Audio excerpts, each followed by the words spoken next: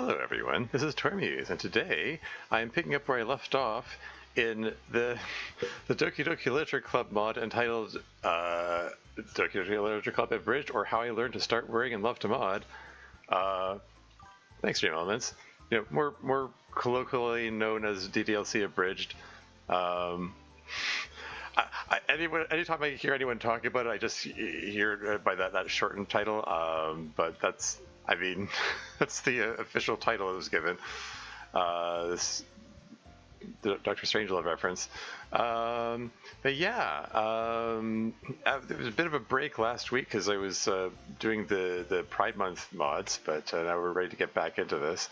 Oh hey, Slay Rapis here. Welcome to the stream. How's it going? Excuse me. Yeah, the main menu is kind of funny. Just like everyone, all the characters are just looking really unhappy or worried or like about to be subjected to the horrors of what did you put in this mod, or something like that. I mean, I guess they're there as a reflection of Chronos's mental state at the time that she was working on this, because she's like really didn't want to be working on this mod. Wanted to be working on the rewind replay, but yeah, I've got a bit of time to kill. There's an ad break coming up in 3 minutes 37 seconds. I'm gonna want to wait until that passes before before loading it up again. But yeah, hopefully less angst this time. I mean, like last time, there was a rather extended section, like I think intentionally extended, like it was deliberately too long as sort of a joke about how much angst can we pack into this little sort of semi-joking section. Ad break? Oh no, yeah. And the rambling too, yeah. That contributed to it. But I mean, the angst though, the angsty section really slowed things down last time, because I got caught up in talking about sociopolitical stuff and depression and whatnot. And Lay the Rose here. Welcome to the stream. How's it going? Heaven help us this beautiful disaster. Indeed, yes. Yeah. Okay, let's take a second to just make sure. Okay. Just exit Discord. There we go. Yeah.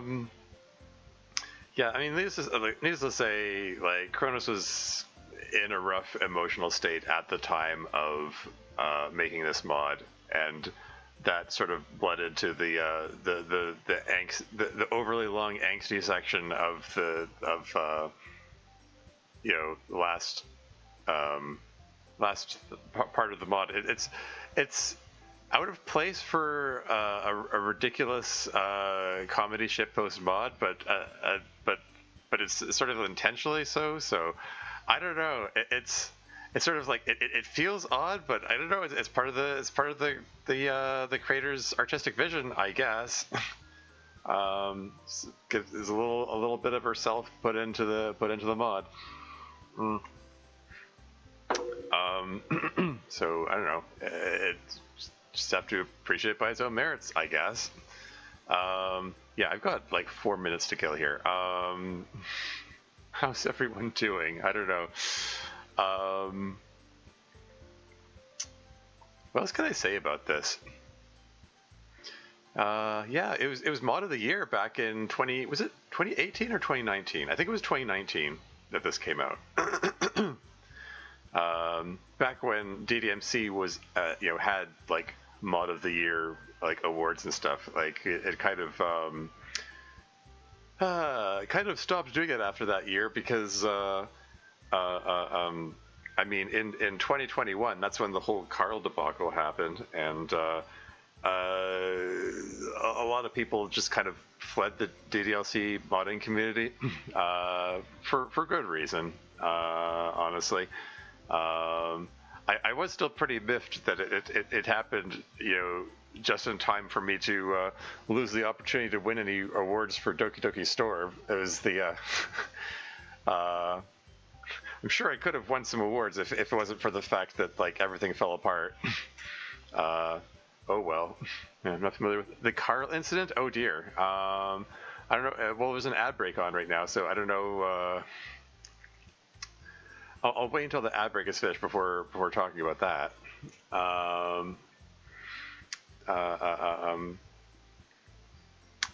But yeah, this is the point of the stream where I start like necessarily rambling to myself because due to the ad break, no one can see me except people who are subscribed. Although someone was very generous last week and handed out a handful of subs to people, which is very generous, very kind.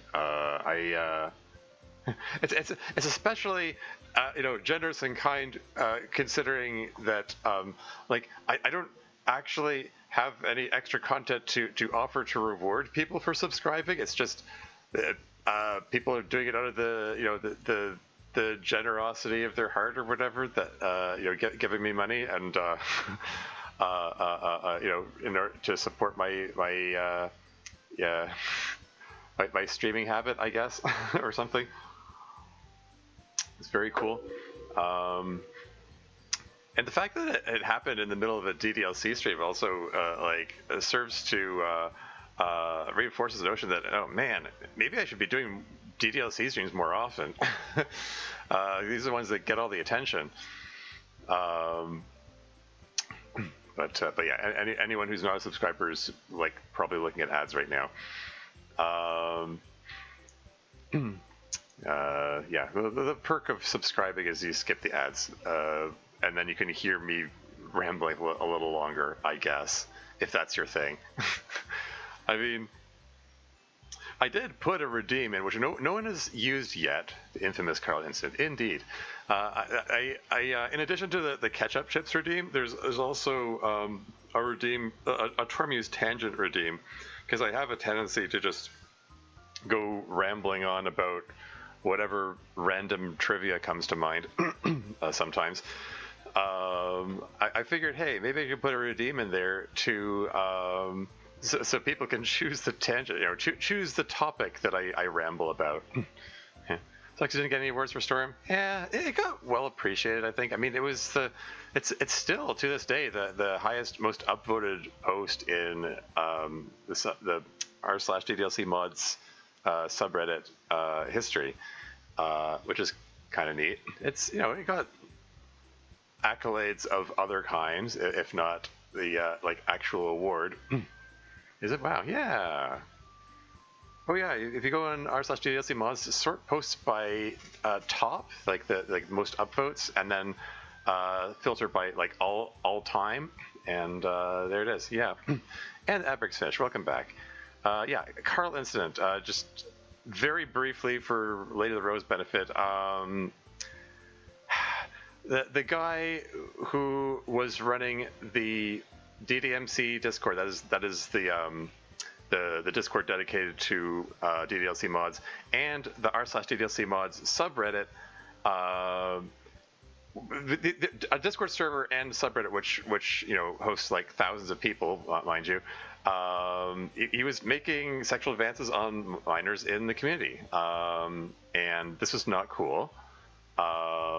It was very upsetting to find out about, and it kind of blew up in somewhat dramatic fashion when the truth came out about it. And a lot of people didn't want to associate with the DDLC modding community as a result of that. And like I said, I cannot blame them. It's ew, indeed, yes. It was it was very unfortunate. Yeah, but he went by the name Campin' Carl, or sometimes Campin' Kate. So I don't know, if you see him around the internet, you know to avoid him, I guess. I think he got his Discord profile deleted by Discord Trust and Safety because we reported him. Before my time, yeah, it was pretty gross. Like it was the events that we knew the most about happened during 2020, and it came to light in 2021. But there's evidence that this sort of thing was going on for much longer than that, which there are indicators that that it, like, I don't know. I shouldn't say too much about that. Let's get back to this mod. Let's get back to this silly, whimsical mod, and maybe not deal with too much more angst if we can help it. Anyway, yeah. Like when we last left our heroes, I left off just when we were about to do the poem sharing. Who's this getting dumped on first? I guess we might as well go through them in order, I guess. Sayuri? Sayuri might not completely hate it. Though if she does, then that's a really bad sign for the rest of the club. What is this sprite here? This is not a base game sprite.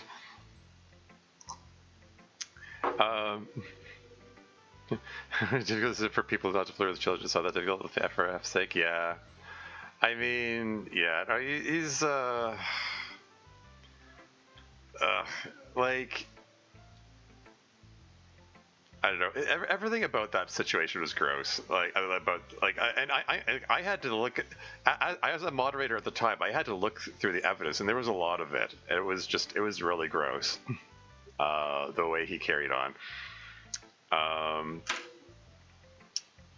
Get for props for the sprites in the mod? Yeah. Anyway, moving on. Hey, Tormuse. No, stop it. Bad character. Bad. No. Wait, let me explain. Did Monica just slap her? Oh. Monica proceeds to smack Sayuri on the head with a rolled up newspaper, not pictured newspaper.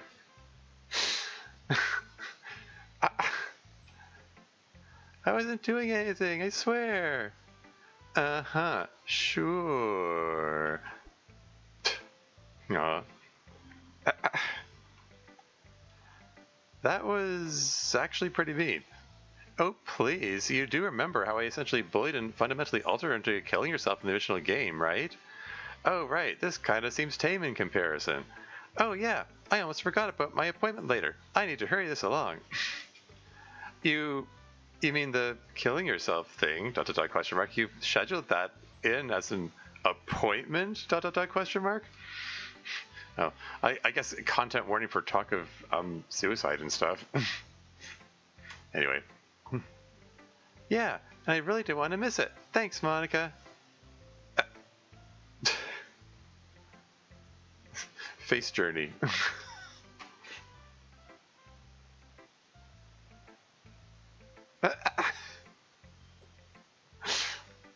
That was a rather long face journey there.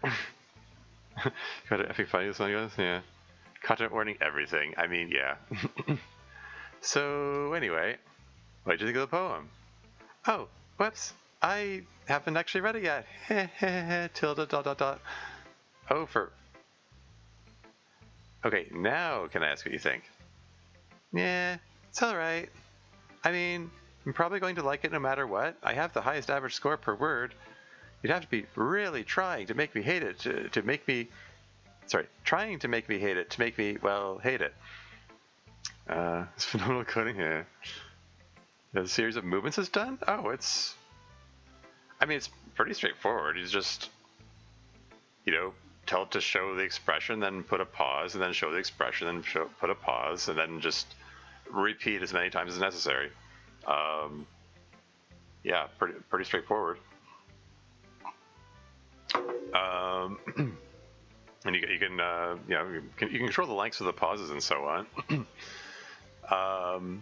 Yeah, as far as coding things, that's probably one of the it's the relatively simple coding things that goes into this mod. Yeah, I was going to comment on. It's true that you do have to really try to hate the poem in order to get her to hate it, because excuse me, like if you look at the code and the actual values for the poem words, they are weighted towards Sayuri pretty heavily. Like I think Dan Silvato intended that if people just pick words at random, they're more often than not going to end up with Sayuri. Like even the ones that aren't Sayuri words still have point values that each word gives the girls either 1, 2, or 3 points of, I don't know, affection or whatever. She also has 86 poem words. Yeah. Is such an amateur? I don't know. But yeah, what am I trying to say here? Yeah. It's weighted towards Sayuri. Like you have to really try to get her to hate it, and even then, she just she kind of laughs it off. Anyway, given Sayuri's a Dara, it makes sense. Sure. Anyway, yeah, that makes sense. Your standards always were pretty low. Oh, hey, that reminds me. I want you to be my boyfriend, Tilda. Like how that reminds her of that.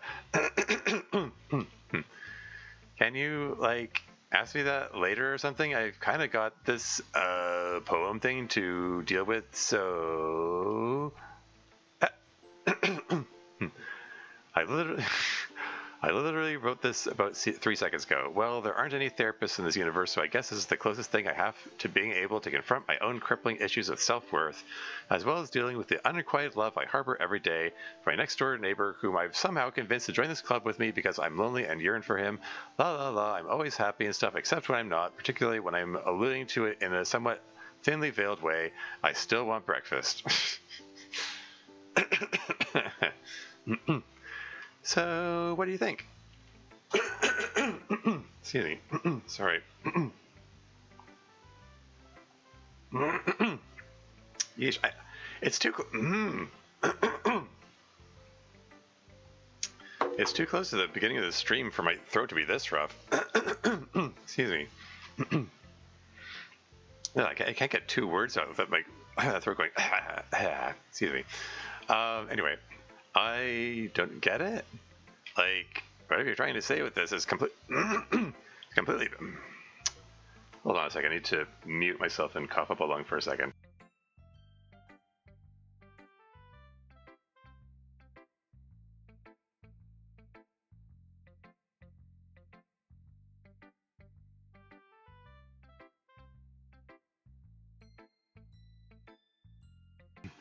Check, testing. Okay, is this better? Like, whatever you're trying to say is completely beyond me. I have no idea what any of this means. ... Thanks, I'd almost forgotten about my appointment later. Oof. Must be getting old. I mean, maybe. Yeah, it could just be... It could also be food intolerances. It could be allergies. It could be... I haven't been able to vacuum in a bit because the vacuum cleaner's been on the fritz. This house that I'm renting, I'm renting a room out of a house, and it has central vacuuming. There's you plug a tube in the wall, and like it automatically vacuums anywhere in the house. It gets sucked into a central vacuum cleaner thingy. And yeah, the vacuum bag or whatever was full, and it's up to the landlord to empty it, and they're dragging their heels about that. Dragging their heels about a lot of things, actually. They finally got to it today, so, but yeah, vacuuming is still on my to-do list. And this place is very dusty. I have some something of a mild allergy to dust, so it could be that like I'm inhaling dust, which is making it worse for all I know. Maybe. What's happening? Whoa, code's raiding. Incoming raid from Code. Thank you very much for the raid code, and welcome in Spinna as well.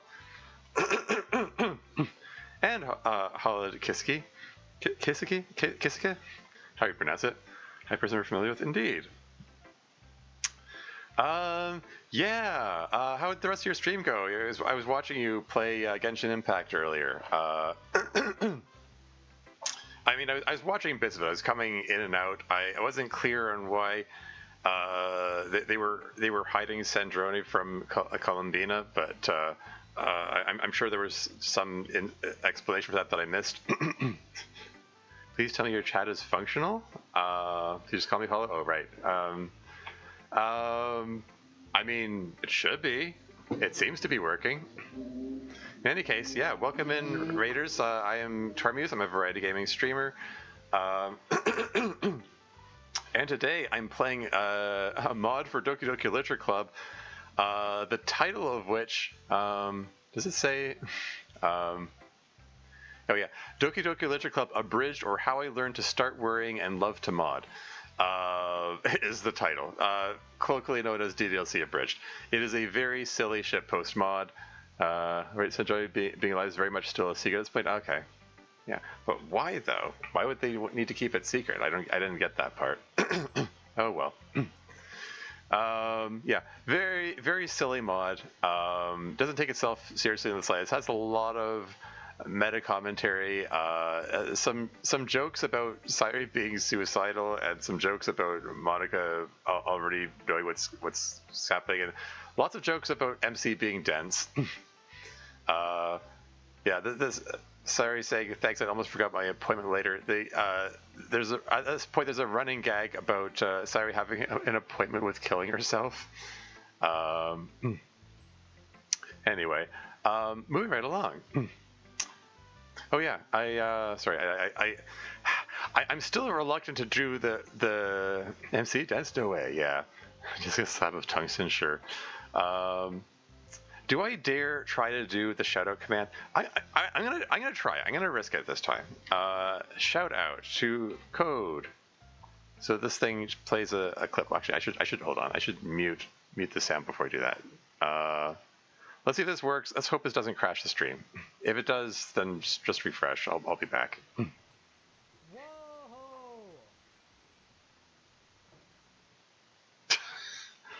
Well, that was brief. There you go. Yeah, go follow code. Jokes about FCV does as there should be. Exactly. Anyway, moving right along. Who's my next victim of a drive-by wording? All right, let's go with Natsuki next. What the? Why are Natsuki and Yuri? Okay. Yeah, there's also a joke about Natsuki and Yuri flirting with each other earlier. Anyway, ... question mark? Huh? I didn't realize both Natsuki and Yuri were over here. ... question mark? I can hardly fathom how long I ignored your presence without realizing how much of a mistake that is. It's okay. I never knew you were such a wonderful person. I just love being around you now. Oh, I get it now. They've shared their poems with each other. Further, they clearly like each other's poems a lot and want to see more poetry from each other. It's so cool to see such enthusiasm from my fellow club members over this inane activity. Wow, your guys' poems must be really good if your responses to them are to make out with each other. It's nothing a Yuri couple of dating in here. It's July. We're getting some LGBT content. Yes, it is. It is LGBT Wrath Month. I think is the running joke about that. Anyway. Anyway, can I share poems with you now, Dosky? If you guys are finished, anyway. Yes, we'll continue this critique later. Okay, well, whatever. Can't we just hurry this up then? Give me your damn poem or whatever already. Sure, I hope mine's good enough that you're willing to start making out with me too. Oh dear. The knives. Yuri gives out weird gifts, but right now they're pretty useful. Point taken. Oh my god, did you just make a knife pun? I can't believe you. No, that was totally unintentional, I swear. That wasn't on purpose. Why should I believe that? Well, a little help here, dude? Interrobang. Yep, Wrath Month with this heat. I wonder if we should have gone with Sloth Month. Yeah, fair. Assuming direct control? What is going on now? I have reason to believe that not even the developer realized it was a pun until after Proofreader pointed it out.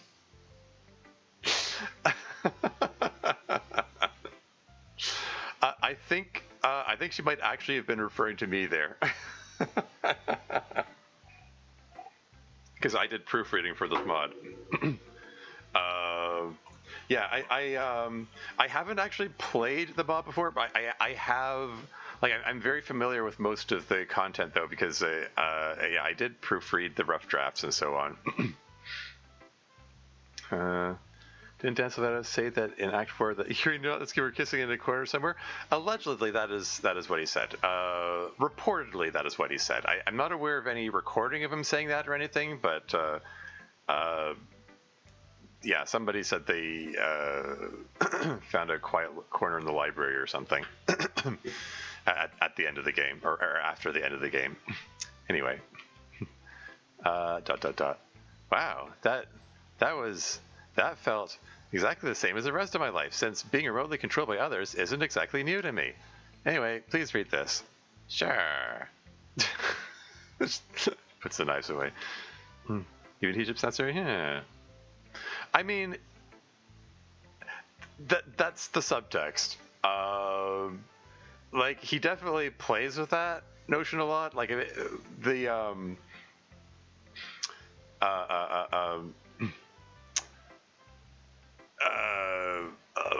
one of the sure signs of the shipping is I mean there are lots of them amongst the side stories, but one of the big meta commentary subtextual bits is that at one point Yuri and Natsuki have a fight, and Sayori's reaction is to well, she doesn't. She makes some comment about a ship sinking.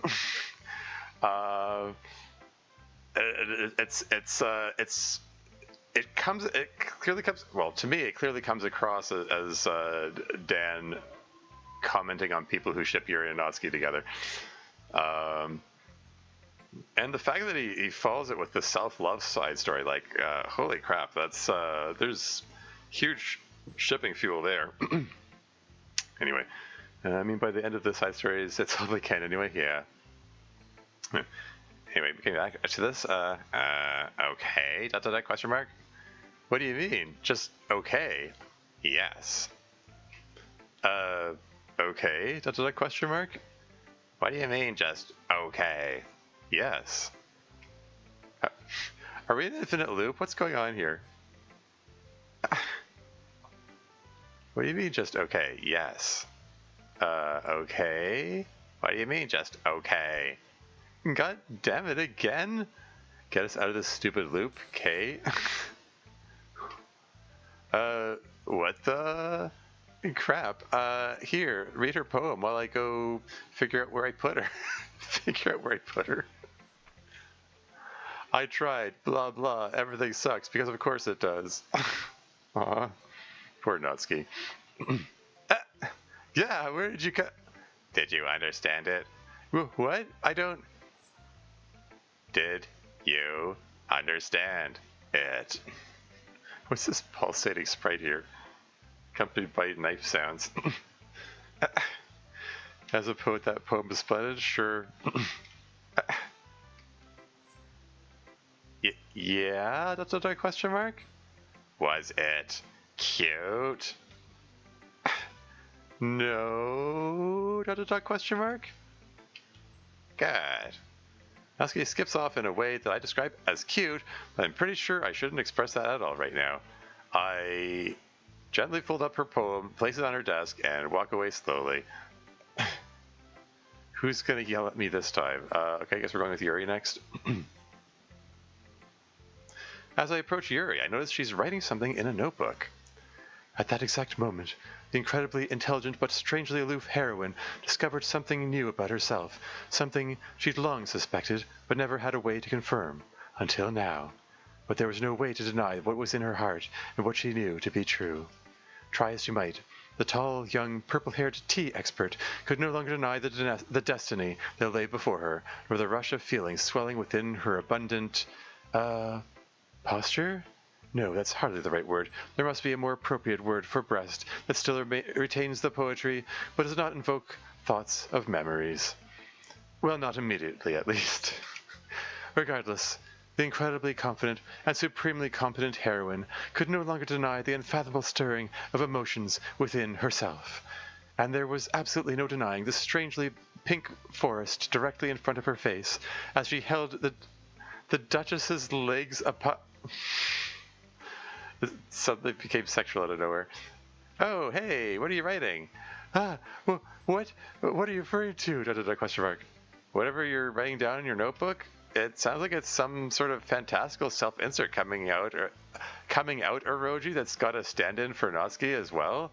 I mean, I wouldn't know personally, but I'm assuming the carpet matches the drapes. ... Question mark. Pink forest. Yikes.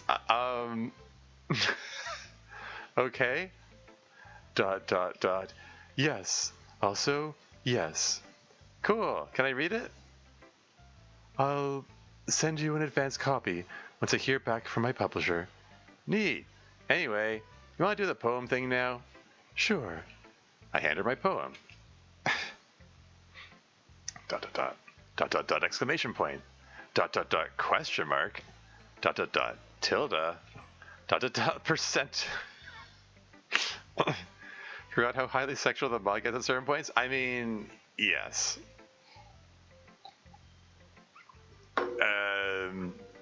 Yes.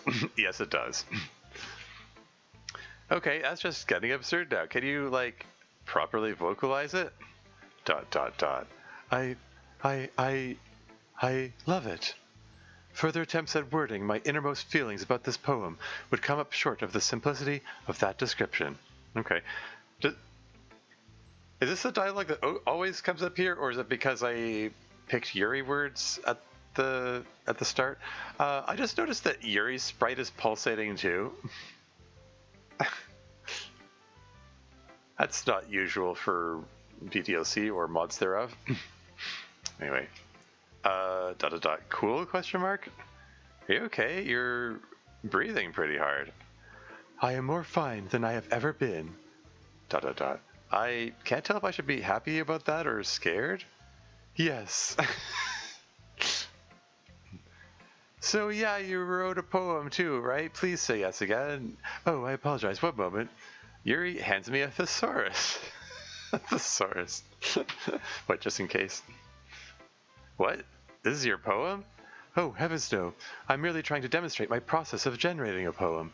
Observe. She flips the book open to some random page. There are a bunch of words struck through in it? What is this? Whenever I generate poetry, I reference this specific instance of this thesaurus. It is my collective word pool. I intentionally disallow myself from ever reusing a word that I've already previously utilized in a poem. Ergo, I am most certainly making full use of the English language as was intended. Wait, are we speaking in Japanese right now? We live in Japan. No, we live in, quote, Japan, unquote, which speaks whatever language the translator is getting paid to work in. Which is also why they're underpaid and should definitely get a bigger bonus this year for all the hard work they've put in. Bit of social commentary from the author here, perhaps? I agree on this point fully, as I too believe that translators deserve more substantial compensation than they've so far been given. Also, would it kill you guys to let us bill time when we go to the bathroom? Seriously, no other company has forced me to track my shitting time so closely. Okay, I guess that... Is the joke here that whoever translated this is writing these messages now? They live in Jamaica. I've heard Japanifornia as well. Anyway. I agree, that's absurd. Further, the health insurance plan is a joke, and should most certainly include dental as an option. Anyway, this stupid character's run out of lines for me to soapbox on, so here's her effing poem. Side note, it was absurd to translate. Kelpie subsidiary to the refulgence. The cirruses of my cilium irradiate inferior to the ochre lambency, suffusing. It's imperative that it be this definite. The antipodal vestigial sodium luminaire to have thwarted the shibboleth of chronology. The remotest hitherto to be dislodged by the noisome cyan chroma of the offing, I moisten, imperturbable, insufflating zephyr of the nonce, but wait, what? That's the nonce, but extant in the antecedent. The coruscation scintillates, I quiver countenance. I mean, okay, this is Ghost Under the Light, only run through a thesaurus to replace every word, basically. So people have used that a mix of Japan and America. Yeah.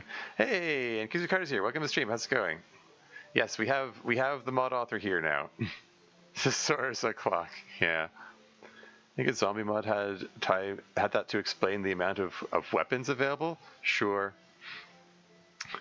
The cursive in cursive. Yeah. Anyway. May I inquire as to your cerebration? I do appreciate Yuri just randomly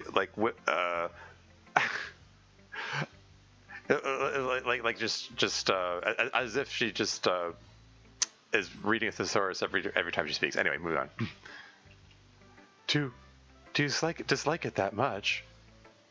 What's the red filter now? Has it perhaps instead put you into a stupor of awe and wonder? ... Question mark. Oh no, is he having a stroke? It's more red. Tormuse, I'd really prefer some input as to your thoughts and feelings on my poetry, if it's possible. Pretty sure it's not possible, Yuri. What? Why is that so? I'm fairly certain that Tormuse here is having a stroke. Oh no. It's unreadable? Yeah. I taste key lime pie. ...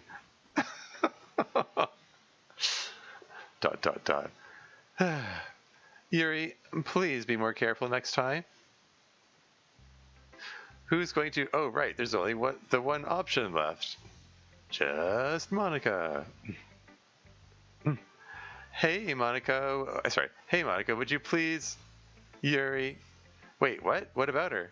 She's the one who would most appreciate your poem, Tormuse. Hey, I did get the get on the Yuri route. How about that? He's so dense that his brain broke. Exactly. Am I gonna change the color of the screen? Yeah. I do kind of wonder. I mean, the neat thing is Casey Carter, author, is colorblind. I believe red-green colorblind, right? Like you see red and green is the same color, so it kind of makes me wonder what does it look like? Yeah, correct. Yeah. How does your brain interpret it when the screen is turning red like that?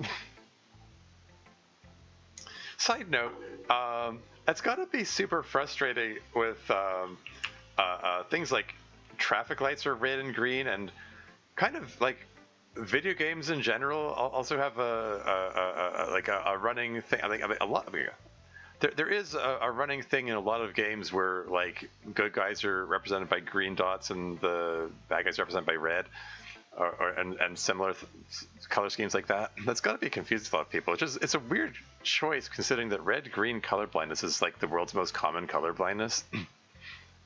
Red-green sometimes look similar. Yeah. Depends on the particular shades, hues of them. Okay, yeah. Sometimes it's really easy to pick apart. Sometimes I literally can't tell which one is if I'm looking at it. Yeah. Fortunately, green lights are really more white on purpose. Ah, interesting. Yeah, I wondered about that. Yeah, it's yeah. Interesting. Anyway, huh? But I haven't even shown it to you yet. How could you know? Monica rips the poem out of my hand and proceeds to start reading it. That was strange. Somehow I just stood here and watched her read my poem repeatedly for the last 17,984 years. What? There, I've read it, and I'm still right. You believe me now? I think I really have to go to the bathroom all of a sudden. Whatever, you can go after you read my poem, Tormuse. It's specifically regarding a particularly important realization I've had recently. I'll admit it's a bit ... quote, abstract, unquote, compared to most poems, so it may be difficult for you to pick up on the subtext and implications. It's this blush now. Error report number 894UL7. Beep boop, accepting input. Get some reality. Bzz, if reality is less than or equal to video game. Zorped. Run inconspicuously win heart of player.exe. If player heart is not equal to mine, clankazoot, run WTF, screw all of these other hoes.exe.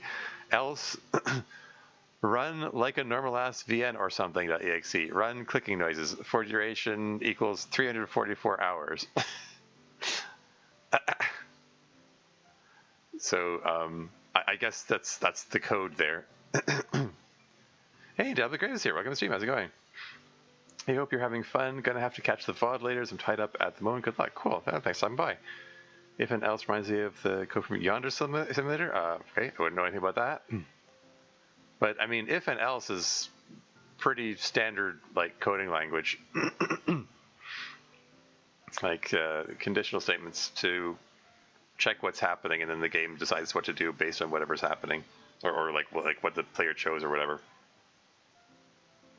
Now, this game really seems to like making Monka's coding of the game obvious. Not like the whole point of regular DDLC is finding out what I can code. I mean, yeah. Basically, Yonder Simulator is full of ifs and elses. Yeah, I mean that's pretty standard, I think. I had to write so it was understandable-ish enough to people without any real coding experience. Exactly. Anyway, moving right along. ...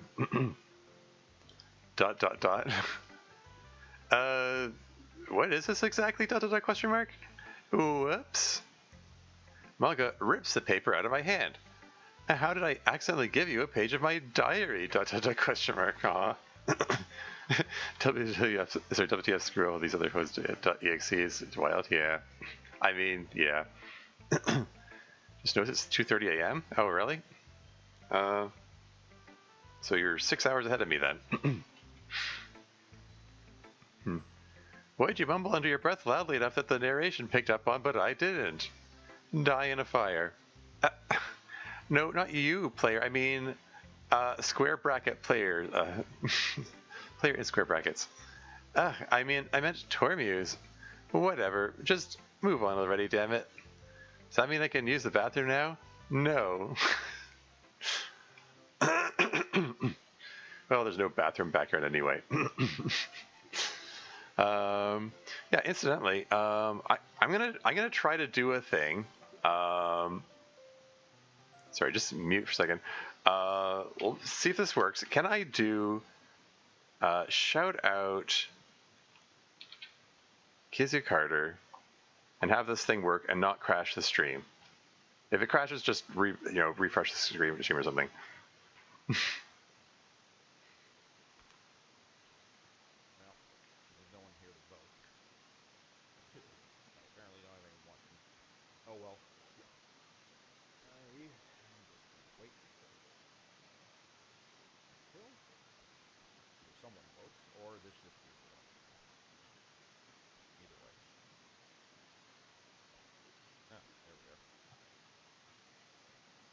Yeah, cool. Was that Noida?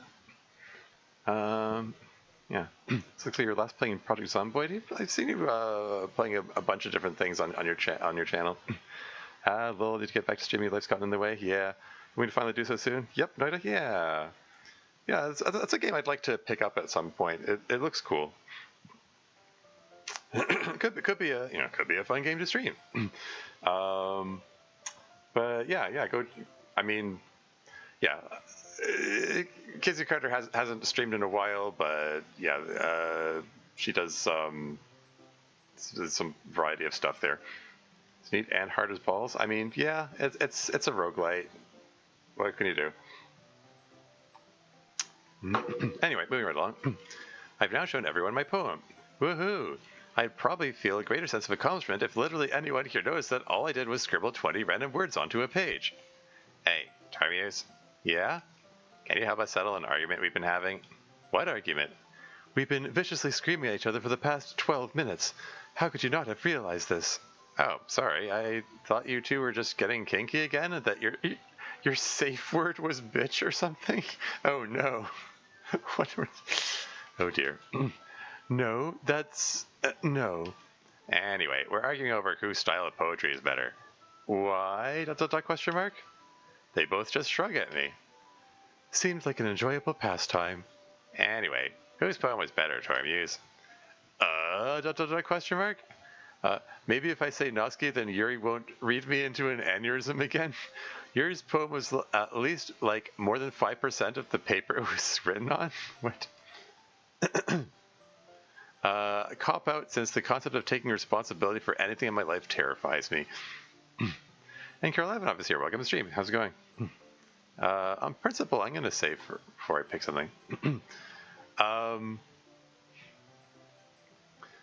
mean, if we're going to commit to the Yuri route, we need to pick Yuri, I guess. So I'm guessing this is the Yuri option here. Like, Yuri's poem was at least, like, more than 5% of the paper it was written on. I mean, seems like it was more than 5%, but what do I know? Let's go with that, I guess. Yuri's, like, at the very least, I learned some new words before I passed out. As I surmised, your infantile breadth of vocabulary couldn't even win out over a traumatic brain injury. You are a huge bitch, both literally and figuratively. Maybe Yuri's both is still up in there. Okay, seriously, guys, why are you even arguing right now? They both just shrug at her. Hoarding money and forgetting what I was planning to do with it? Ah, okay.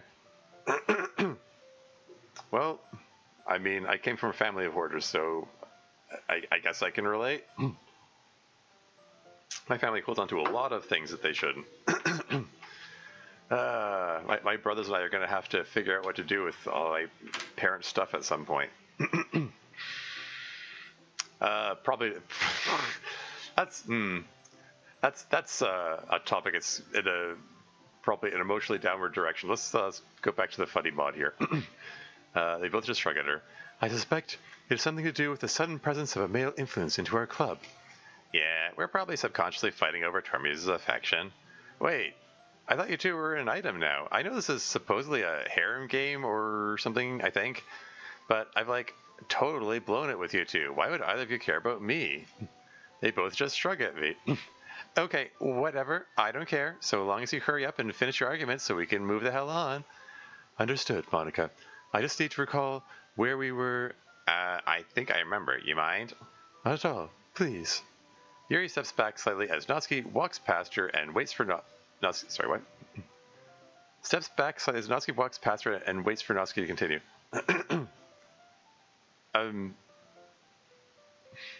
That wording is so odd.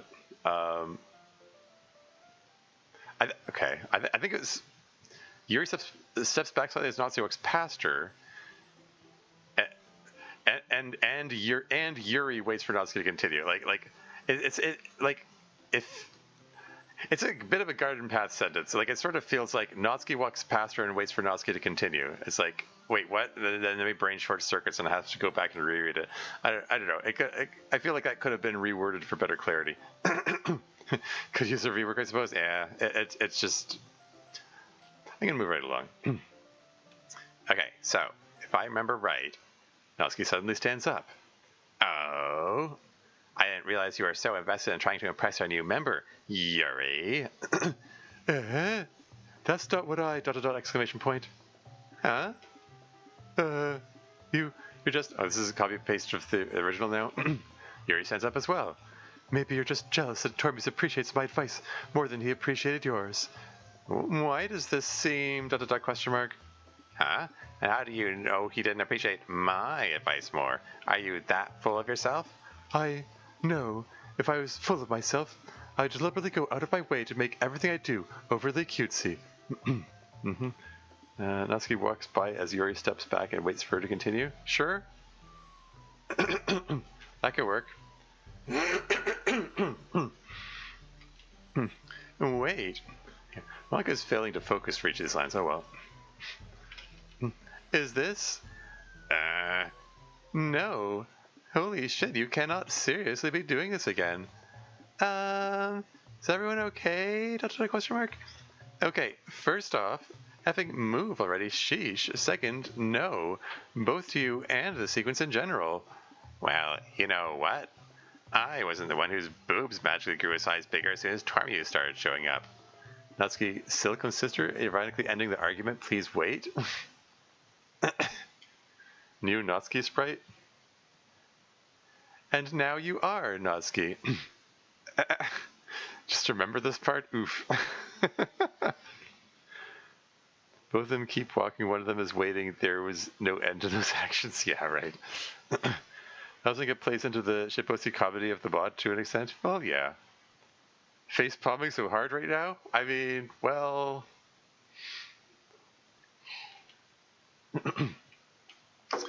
We are not doing this bullshit argument again right now. Pull yourselves together. We need to discuss the festival planning already.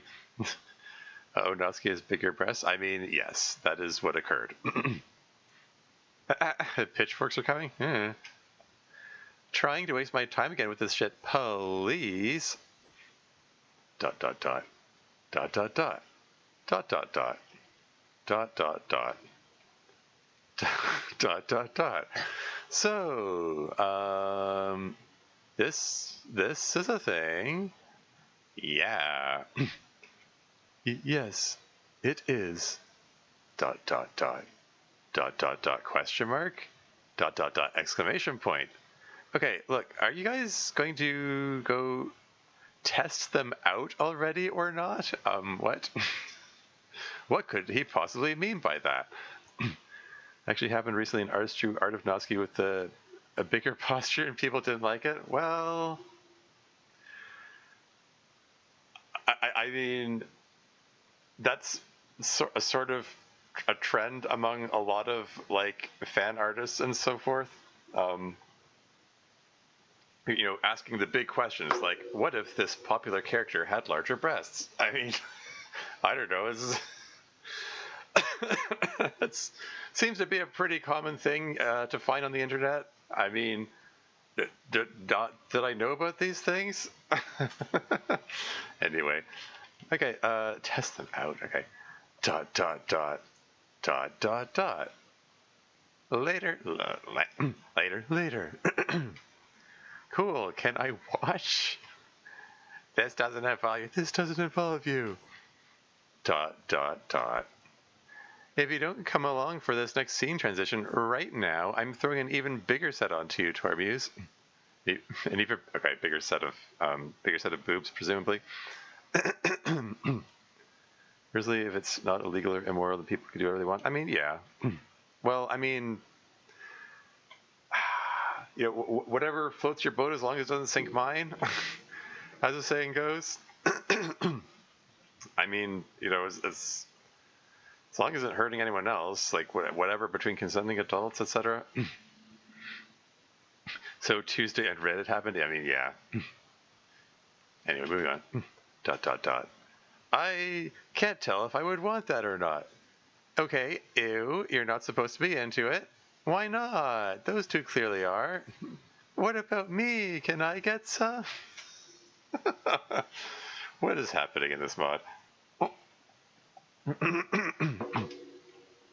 No, I'm not just giving out huge breasts. Besides, I've looked into the code. If you live long enough, you'll eventually get there. What? If you live long enough, you'll eventually get there? What? Get to having larger breasts? I don't get it. Or is this referring to that one CG where Sayuri's boobs are inexplicably larger? Yep, yeah, sorry, looking effing deranged. I mean, yeah. Moving right along. Really? Cool. ... Dot. If... Yep. ... Dot. Starting to feel pretty down. Finally. Anyway, enough with your feelings and other useless crap I don't care about. The festival's coming up soon, and we need to do something for it because of course we do. Also, it's one of the only events in this game that I actually want to get to, since I just might be able to connect with more real people that way. Oh, neat.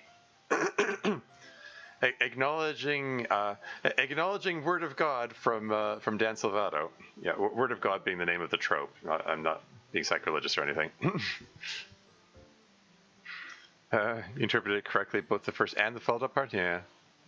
Act 4? We're still in Act 1 here. Cool. So, sorry, still hanging around. Har har. No, she isn't. Yeah. But anyway, yeah. During one of Dan Salvato's streams, I can't remember. I think it was for like the anniversary stream. He doesn't stream DDLC content much. Like usually he's streaming other stuff. But DDLC's anniversary, he streamed himself playing, and someone in chat posed the question of why did Monica care about the festival so much? Like if it's everything's a game and nothing's real and nothing matters to her, why would she care? And he came up with a very, very interesting response that I don't know if any modders have done anything with, but she was he replied maybe she was considering the possibility that there were other players that she could connect with, and she just needed to bring more people into the club. Which has all kinds of lore implications, which I don't know if anyone did anything with, but the more interesting implication to me is that she doesn't actually care about any individual player. She's indifferent about which player she gets with. She's just trying to go for any player and all players. For all her claims of being in love with the player and so on. Mm-hmm. That's a good question. Yeah, that could be a fun mod for sure. Yeah. Anyway, moving right along. More real people that way. Wait, really? You want to get to the festival for that? Yeah, actually, there you go. Actually, Dan mentioned it in one of the 1 year anniversary streams. Huh? Never realized that. I know, right? It blew my mind too, and I'm the character that originally did it. Anyway, that's why the rest of this crap is dumb and doesn't matter to me unless I can spend more time talking in your direction, MC Tormuse. So we need to make the festival good, and the game's forcing me to let Tormuse go with one of you guys over the weekend because of course it is. I really don't care enough about whatever you do anyway. I'm sure it'll just generically go over well, or something anyway. So I'm going to go, I don't know, practice my piano or get some lunch or use the bathroom or something. I'll be back once I'm actually supposed to be involved again.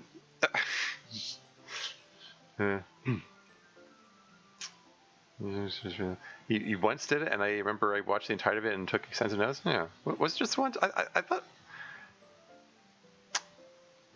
I was under the impression he's done at least 3 DDLC streams. I think he did a DDLC for the first and second anniversaries, and then he did one stream for the for DDLC Plus when it came out.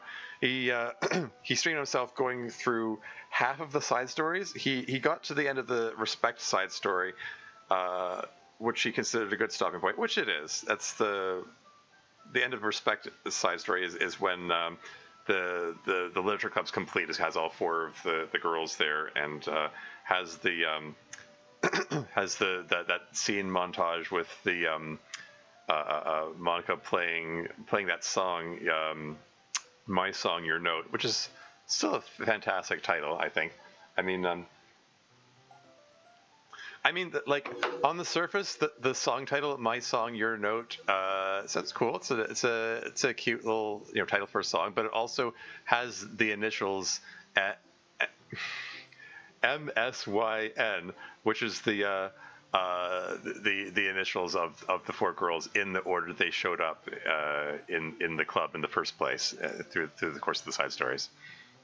So I appreciated that sort of double meaning there. I thought it was cool. I forgot I actually called attention to it. You might have forgot by now. Yeah, I mean this is ancient history by now. Yeah, Dan Salvato, like I said before, I'll say it again. For the most part, Dan Salvato seems to want to just sort of distance himself from the DDLC and the DDLC community, for which I don't blame him. Some of the people there get kind of weird. I gave the example before. Did I mention it last time? I can't remember. I have mentioned before. They're like one of the more recent examples. Like if you look at Dan Salvato's Twitter account, excuse me, he put a post about a NetHack game that he was playing. NetHack being the original roguelike. It's a game that I'm pretty fond of. I like watching his NetHack streams. Played a fair bit of NetHack myself. I actually just finished playing a NetHack game for the June NetHack tournament, and sorry, Fred, there's a tangent within my tangent here. I just barely won my NetHack game with 22 minutes to spare in the tournament duration. Anyway,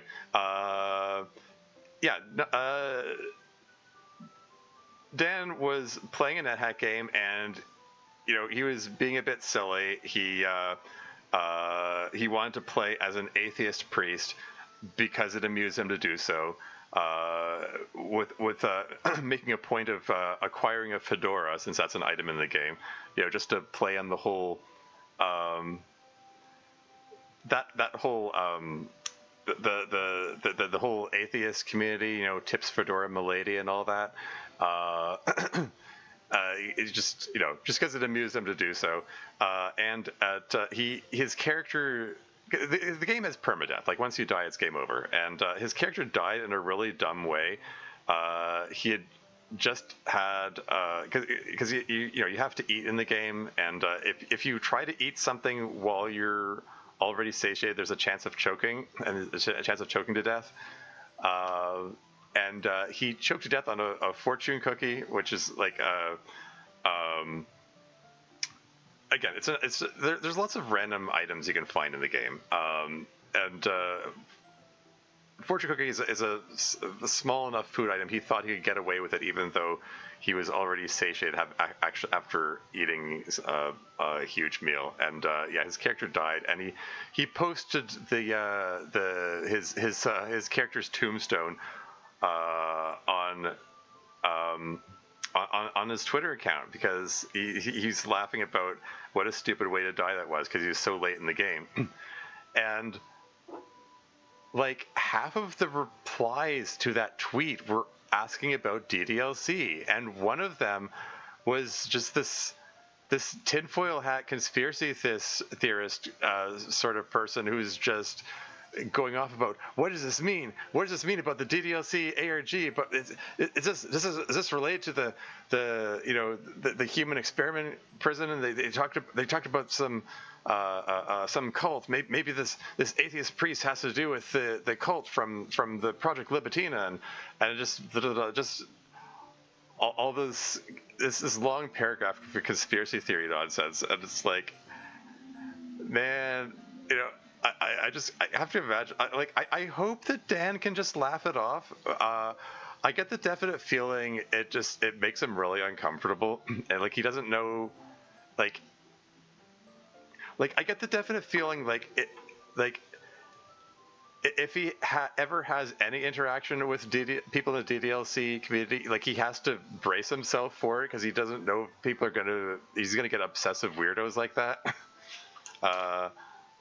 Reading absolutely everything into every minor and unrelated thing. Anyway, we've got an ad break coming up in 1 minute and 43 seconds. Let me see if I can catch up on chat here. Sorry, I'm falling way behind chat. Apologies. Just I started music so much. Yeah, it's good stuff. Oh shoot, I never caught that. Yeah, I thought it was neat. Dan Salvato has achieved everything he can with DDLC. He made 2 games regarding it, and that's all he needs. Yep. Yeah. I mean, I get the definite feeling he achieved his goals with it. Like, he didn't expect it to catch on. He was just, yeah. It was just a throwaway project on the way to the project he actually wanted to be working on. That's the impression I get, anyway. I also get that he wants his life to not be totally consumed by it, which I respect. Exactly. Yeah. Basically, distancing himself from the community is a bright idea to take the FNAF creator, for example. He had to do the same when things got too crazy. Yeah. Being held, Dan Salvato should be left alone in regards to either DLC. Yikes, yeah. Mental television can be obnoxious, yeah. Genshin just crashed my attention, huh? Yeah. Yeah.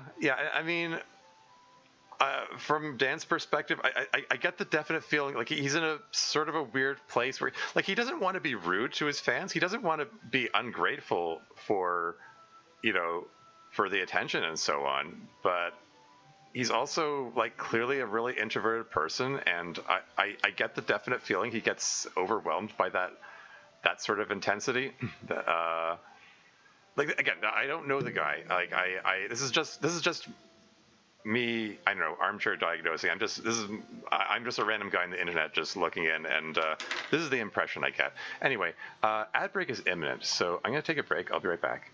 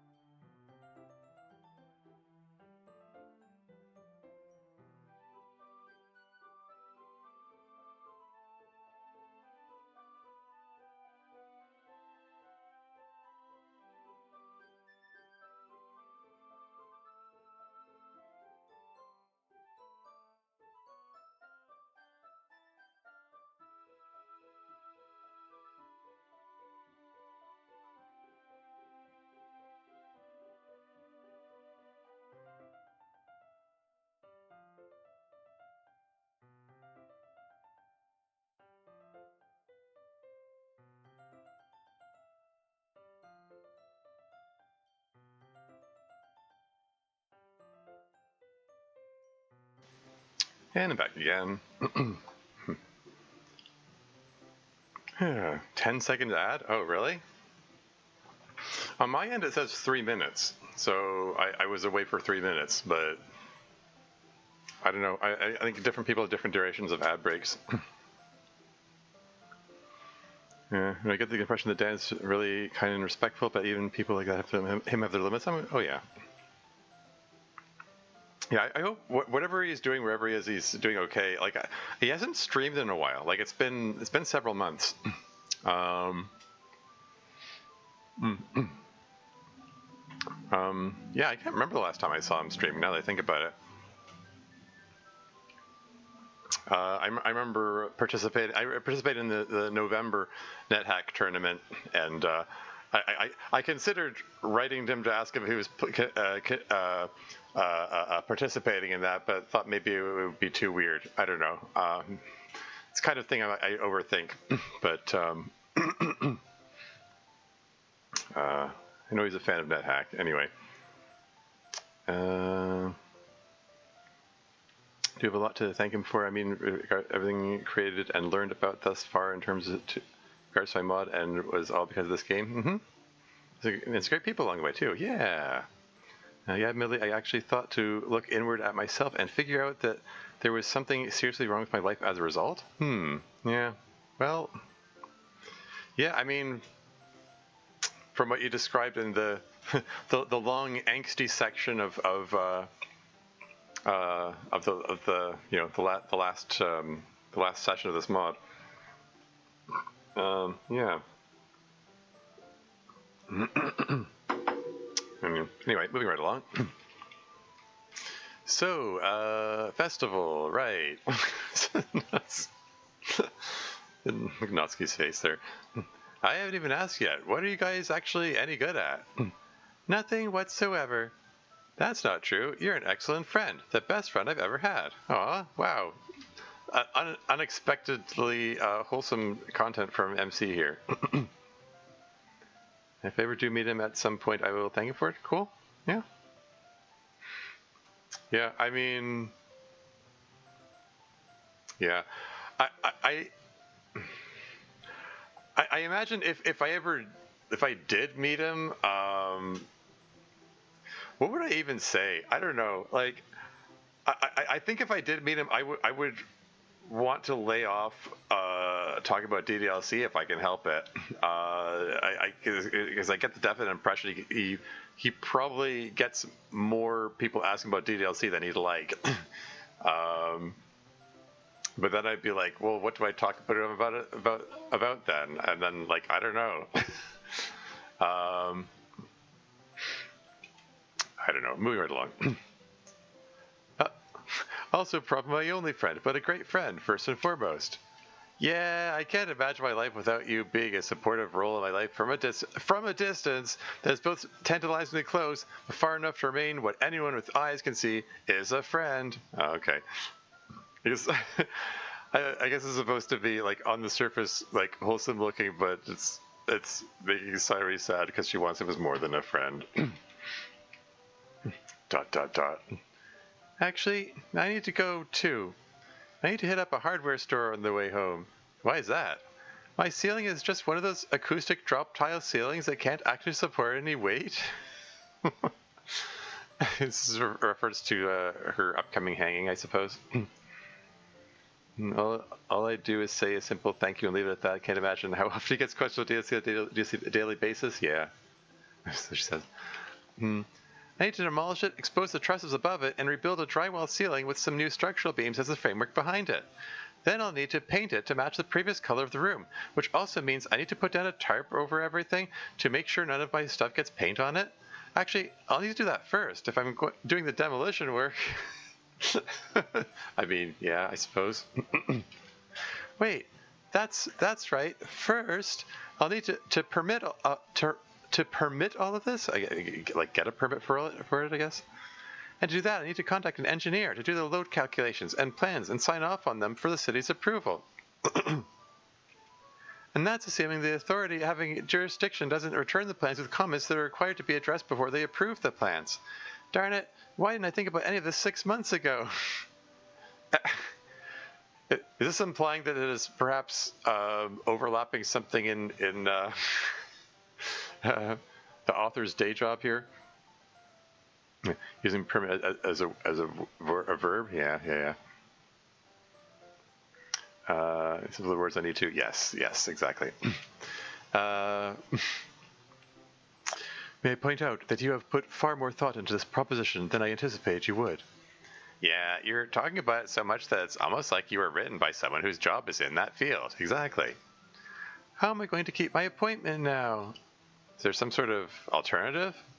Well, I could, of course, just get a tiny bit of the validation I've been craving from the object of my affection and forget about my appointment entirely. Nah, you're right. The first option is less work. There, how about this? I'll loan you a transition. That way, you can just wipe through all of that and be done while the rest of us go do all the other whatever the hell it is we need to do for this festival thing. Heck, I've been saving my transitions up for a while. We could probably all do this prep stuff right now and even let you still have time for the appointment tonight. Transitions? We're talking about like Renpai transitions? Or another kind of transition? I mean, considering that considering that the author of this mod is trans, it puts the other kind of transition into mind. But I don't know. I don't think that's from context. I don't think that's the direction that was intended to go in. Game transitions. Okay. Someone has their future life figured out. I mean, in a manner of speaking, yeah. Well, understandable, but not here, lol. Yes.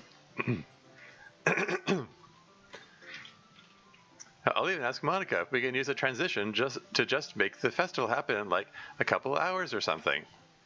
I'm still utterly mystified by how exactly time iterates itself in our universe. It makes absolutely no sense. Yeah, but it's really damn convenient. ... I'll pay you back next week. Cool, have fun with that whole process. ... Oh, and while you're at it, could you, like, email Monica and make some pamphlets for the festival with her or something?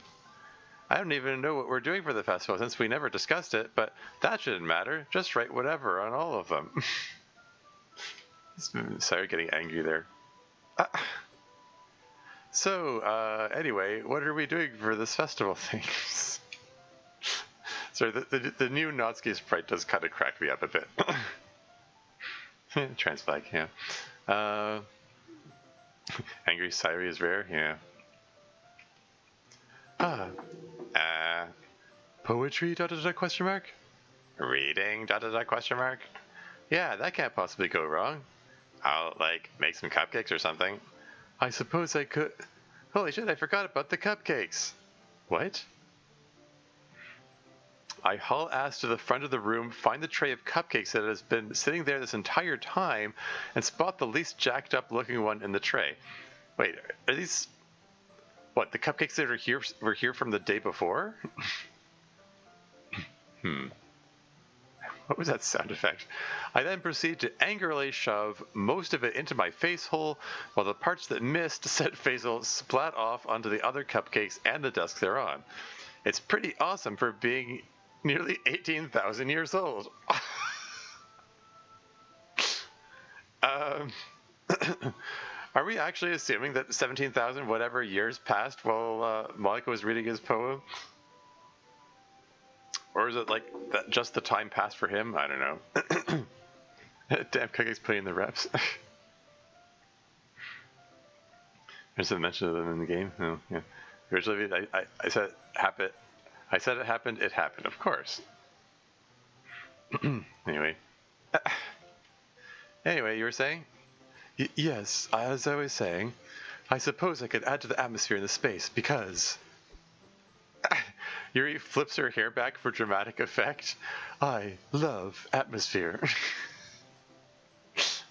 Yeah, the I love atmosphere line is it always struck me as such a weird line. It just sort of comes out of nowhere.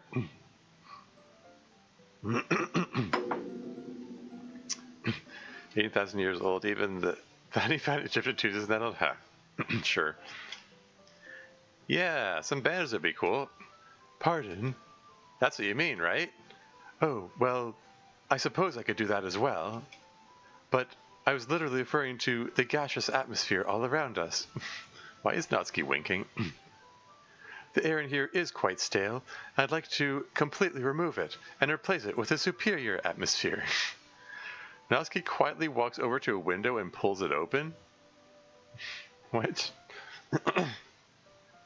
Fun fact that honey is still edible? So I hear.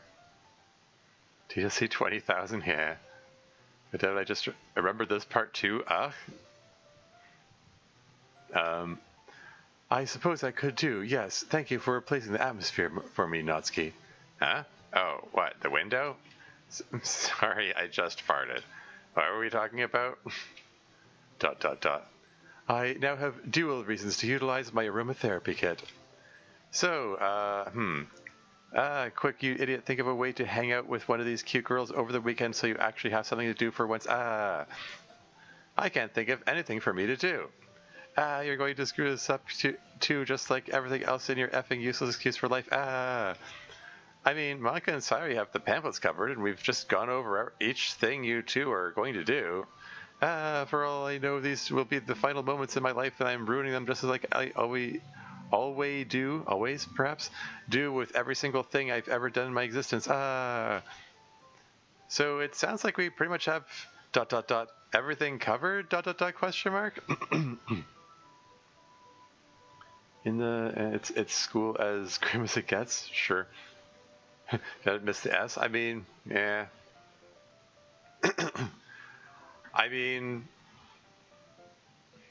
I do recall I did proofreading of this at one point. I mean, although they're... I don't think I proofread the latest version. I remember there were lots of different, like, versions and drafts of the script as it went along before it got actually released. Anyway,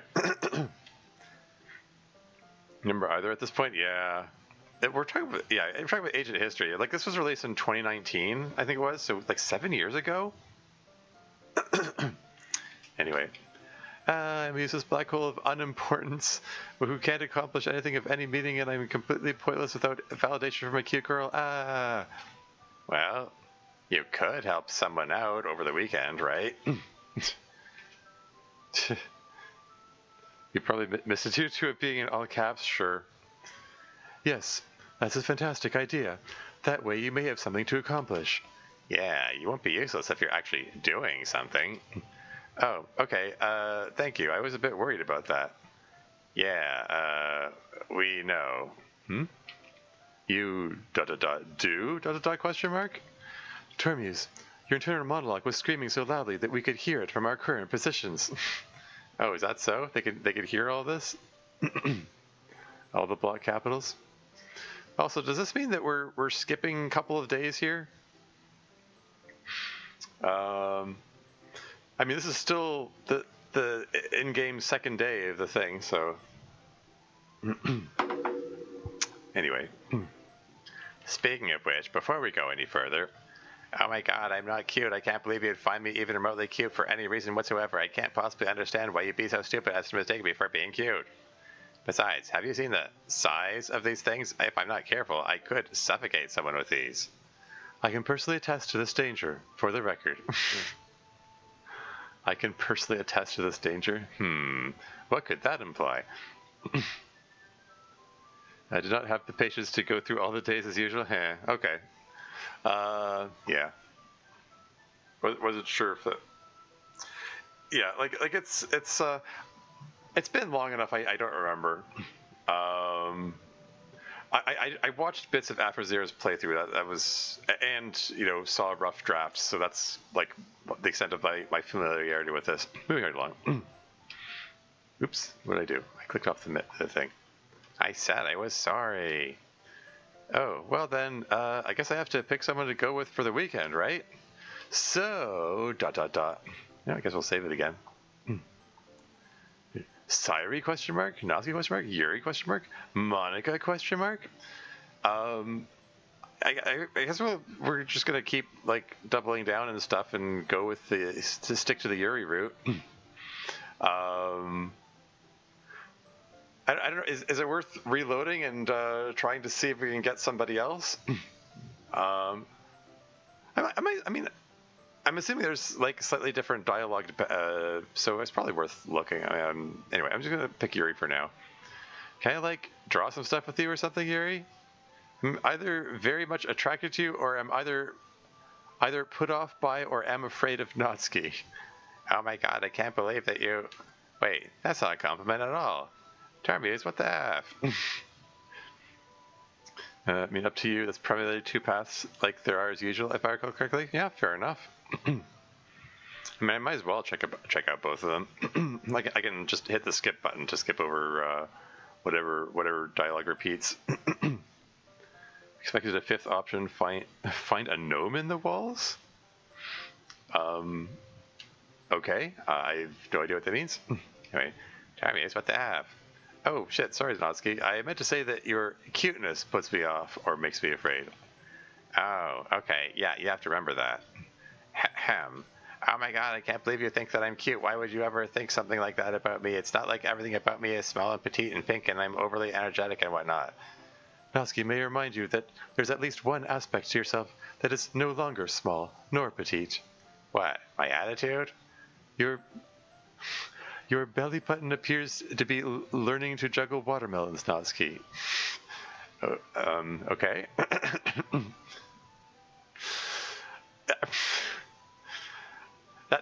This feels like this is thumbnail material for when I post the VOD here.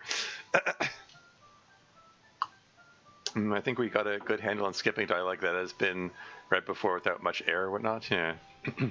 Oh, right. Anyway, you want to do the thing, Yuri? Sure. I'll journey to your residence. Cool.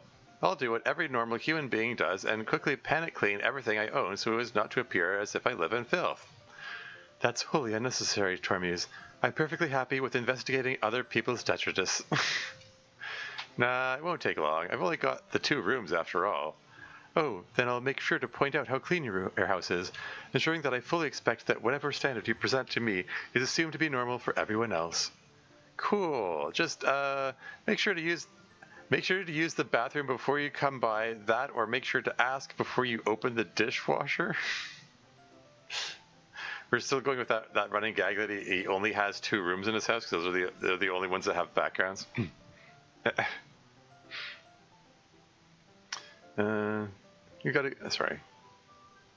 For a pint size like Natsuki, what accurate? Don't worry, the whole boob joke ends soon. Sure.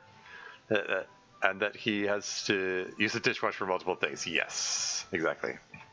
Anyway, ask before you open the dishwasher. Has a player even seen the first part of that brick joke? Yes, it was in my exclusive scene. Oh, okay, just checking. So, that being the case, did you decide who you're helping yet? Yeah, it's... Don't care, hurry up. Dot dot dot.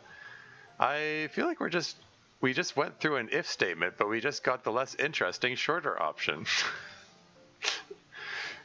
Okay, this is even more strongly implying that I need to reload to check the other stuff. Yeah, because the fact that Natsuki brought up the brick joke suggests that in the Natsuki route that doesn't come up or something, or Psy route, I don't know. Hint, hint. Yeah. Oh yeah. I'll reload and look at the other stuff shortly-ish. I mean, I'll stop before it reaches Act 2, hopefully. Anyway. Probably. So anyway, my house? Correct. You indicated desire to proceed into this immediately, utilizing one of your transitions. Yeah. So, yeah, I guess I'll see you guys later or something. That's not... I'm not trying to avoid you or anything, ... exclamation point. You guys could both come over. It's not like my house has some sort of maximum occupancy 2 sign pinned to the front door or something. Not since I took it down, anyway. I'm not going to let the government tell me how many people violate fire code. Wait, are you saying that? Is this implying that his house actually has a legal maximum occupancy of 2 people? What does that imply about his parents? Anyway, moving on. Anyway, this lets us all just hurry the hell up and get this stuff done with already. I mean, I know you guys just started going out. I don't want to, step all over that. think question mark. Parents question mark. Yeah. We've got 2 rooms in my place after all. Just stick to the other one so you two can watch TV or read or whatever it is couples do together alone in a room. Yeah, whatever might that be.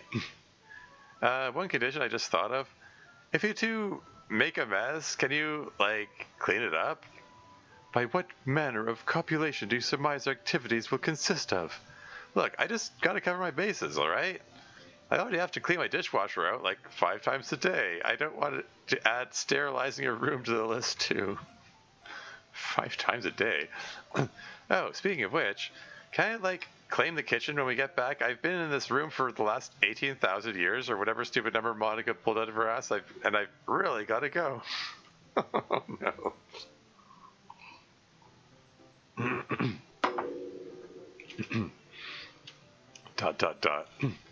Yeah, okay, but you are definitely waiting until after I get all the dishes I need first. I'm curious. Is this merely an excuse to cut down on the amount of writing and coding the mob maker needs to do? No, it's not just that. Dishwasher's toilet, yeah.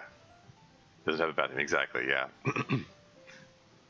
It's not just that. Are you sure it's not just that? Oh well. My curiosity is sated enough to not inquire any further. I also agree. Cool.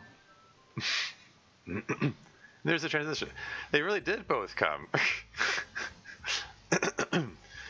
We're suddenly standing outside of my house. I'm guessing we all just walked here together after getting stuff or something. I don't know. Also, we're all still wearing our school uniforms for some reason, and I don't feel particularly interested in asking why. Wait. I mean, I suspect that if they switch to casual outfits, that would require having some extra art for the casual outfit for Natsuki's posture. Anyway, she's asking why. Anyway, Yuri's got a bunch of art crap, and Natsuki's holding a bag that's larger than herself somehow. Not pictured. Art crap bag. A bag created by Natsuki. That would require thinking about how that happened, lol. Yeah. So, yeah, this one's my house. Oh, wait. This is your domicile. Yeah? ... question mark? What, you know it or something? Yeah. ... Previously, you had mentioned that there are presently only 2 rooms, correct? ... question mark? Yeah? ... question mark? The basement is not one of them, is it? ... question mark? What's this line of questioning here? Nah, I threw the old one out. Threw it? What? Threw the basement out? Someone hid a bunch of bodies in the foundation. I didn't want to bother dealing with them. I was going to go get a new one. I just haven't yet. Oh, you were already aware. Is this implying that Yuri buried dead bodies down there? That is a relief, then. This means my only particular issue regarding your abode is that it starkly indicates your significantly lower class status than my own. I suppose I could avoid referencing this enormous disparity were I to merely refer to it as quaint and avoid commenting on it further. Natsuki's still looking shocked there. Cool. Anyway, want to head in? Verily. ... What? Was that about the basement? ... question mark? I shall recount the details at a later time. As soon as we get inside, Natsuki breezes by me and shoves her bag into my chest. What are those sound effects? I immediately drop it to the ground because I'm that pathetic. Ow, jeez, what'd you do? Throw in a few black holes you just happened to have lying around? What, you thought I was joking when I said I was going to bring everything that we need? In response, I look inside the bag. I already told you I have an oven. This is implying that she had an oven in the bag, which is in itself kind of hilarious.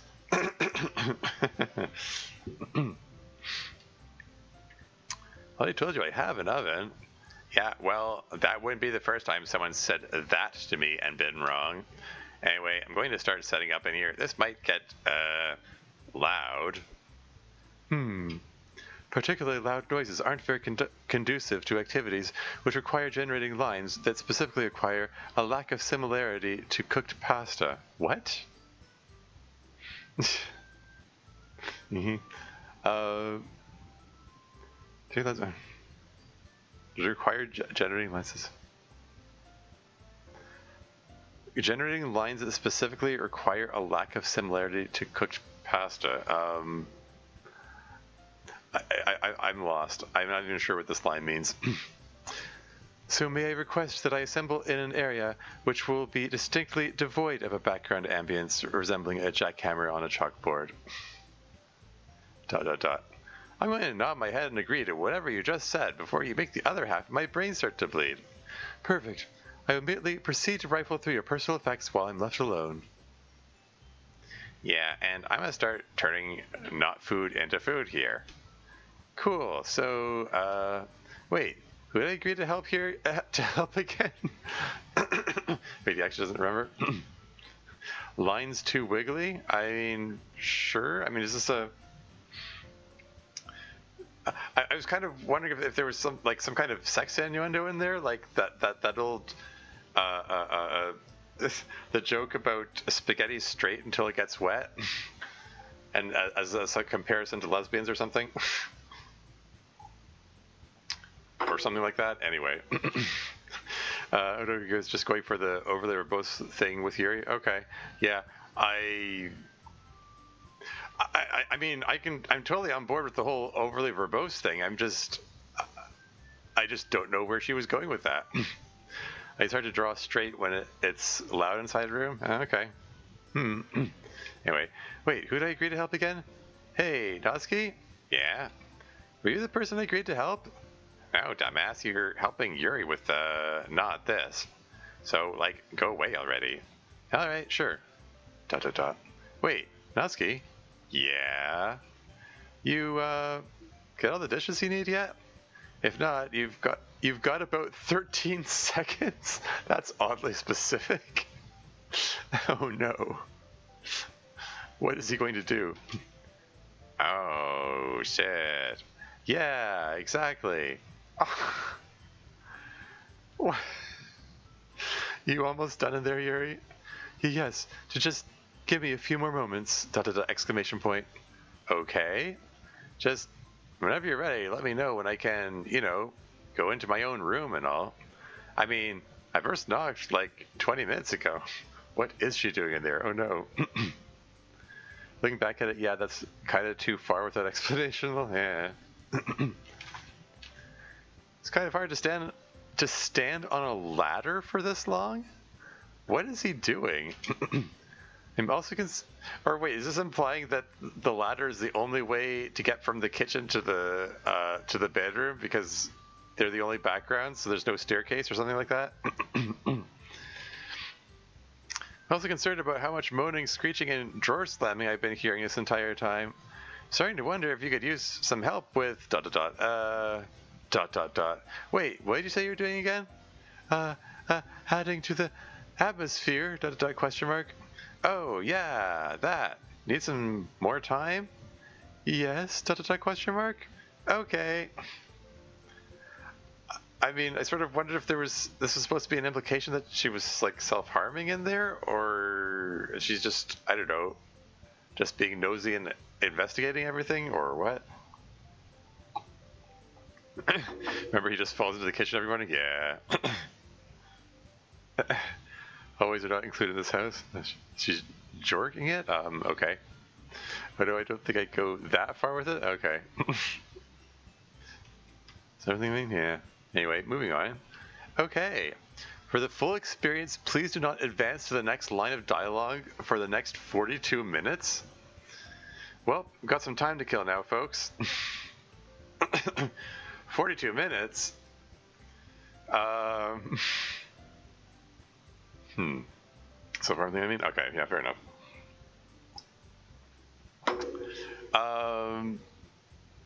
I almost kind of wonder if there's an Easter egg to be found here if I leave this for 42 minutes. In case you're wondering, yes, I did indeed put that in. Oh, wait, what, the 42-minute thing?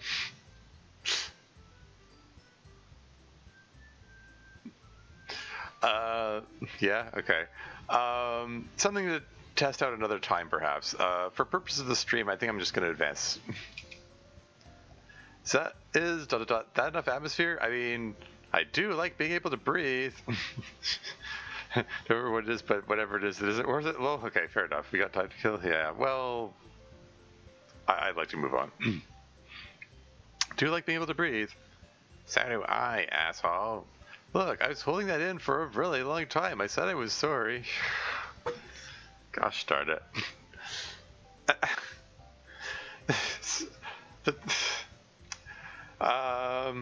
I guess I'd forgotten how much toilet humor there is in this mod.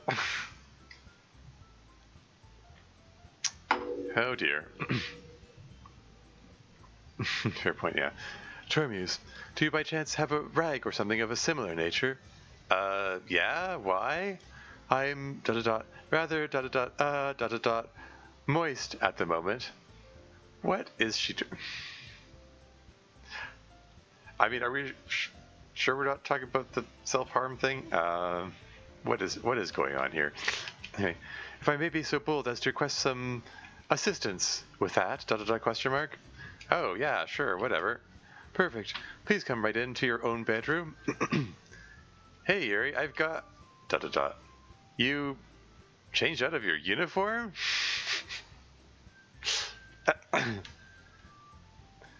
I genuinely don't remember what I did at the next bit here. Uh-oh. Yes, I did, actually. Yuri, I was just saying that to be polite. I can obviously see that you're in different clothes, question mark? Actually, wait. Why are you wearing my pants and sweater, question mark? And why do they fit you better than me? An interesting inquiry and associated observation, Tormuse. May I counter that said line of thinking by inquiring as to why you both own and apparently attempt to wear both a girl's sweater and pants. How are they a girl's sweater and pants? How would you... These aren't... Even in mainstream society, that's at their weirdest about gender. I don't think these are considered gendered clothing options. I mean, it's sort of generally weird how society likes to gender things, but I don't know. Anyway, I look back at it, I wonder how much this was wondering by this point. Well, yeah. Anyway. Did you wear both a girl's sweater and pants? A further comment, the most probable reason they do not fit you is that they're sized for a girl that happens to be exactly 9 feet 7 inches. Wait, is that Yuri's new canonical size now or something? Isn't she supposed to be 5 foot something? I was just wondering about myself. Oh yeah, I figured that's what you meant. Yeah, it is in this mod, yeah. And aside for anyone living in an area that utilizes metric, such as Japan, where we currently are, 9 feet 7 inches converts to 292.1 centimeters, which is rather convenient given my particular stature. They fit me perfectly. Yeah, they do. You can keep them. I still don't know why I have a set of clothes for the tallest person who has ever lived, who just so happens to be you. I guess it's lucky for you that I bought clothes that are sized for someone so freakishly tall for some reason, question mark? Okay, what the hell? Even for me, this seems strange and shoehorned in. I suspect the author of this mod's just really bizarre or something. Well, can't argue with that. Though, I'd have to look through his other writings to see if some pattern exists suggesting as much. I mean, sure. Whistles, yeah. Yeah, anyway. Regardless, I changed because I'm profusely perspiring and I didn't want to ruin my uniform. Wait, so you're okay with ruining my clothes then? Ah, you had previously indicated a desire to affect my degree of dampness, question mark? Yeah, I do, Yuri, please. What? What is happening now? She kneels down and levels her face with mine? I mean, okay, I guess she's 9 feet whatever, so...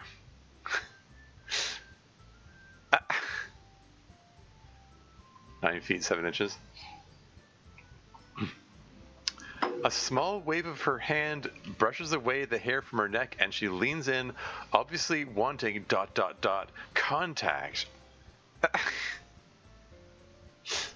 Oh, is this the reason she changed into the casual outfit, so you could make use of this CG? Anyway, may you wipe the sweat from my neck? Sure, question mark. I wipe the sweat from her neck. Like that? Let me see. Yes, that's adequate. Thank you, Tormuse. No problem. So, like, what the F? Why didn't you want me in for so long? Oh, I merely desired to generate these banners without interruption. Really? Wait, you already finished them? That is correct. She motions towards a pile of handmade decorations, not pictured pile of handmade decorations. Wait, she just did it all by herself? Hope you enjoyed that CG. That's all you get to see of it? Well, because it's just sort of there gratuitously. So, what was all the moaning and cabinet noises I heard? Oh, well, I started cleaning your room for you before I looked into the drawer of your desk. Wait, what drawer? Holy shit, I forgot about the unlocked drawer that I filled with my sex toy collection. Why the hell did I both forget about its existence and then also invite a particularly inquisitive girl to remain alone in the room as it?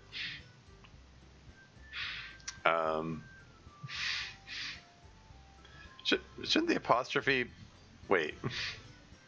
We're using possessive... There shouldn't be an apostrophe there. Alright, whatever. Moving on. ... Wait. Are you all sweaty because you were using them or something? Sanctified excrement. For what reason would you think I would utilize your devices?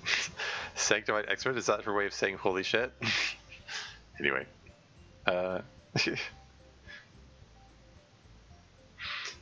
Fix this in hindsight because no two on the nose.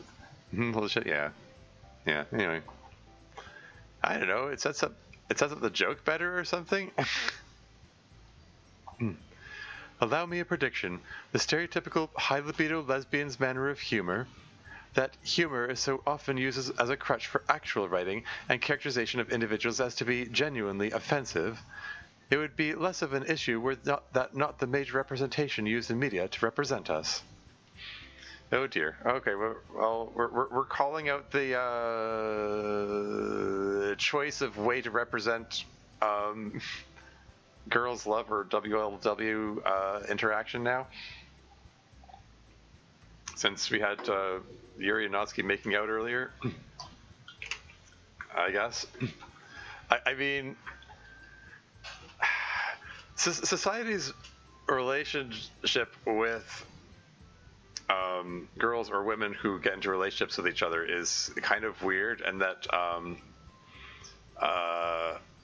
it gets fetishized a lot, and a lot of literature and such and art surrounding it, it gets kind of weird as a result. Like, it isn't.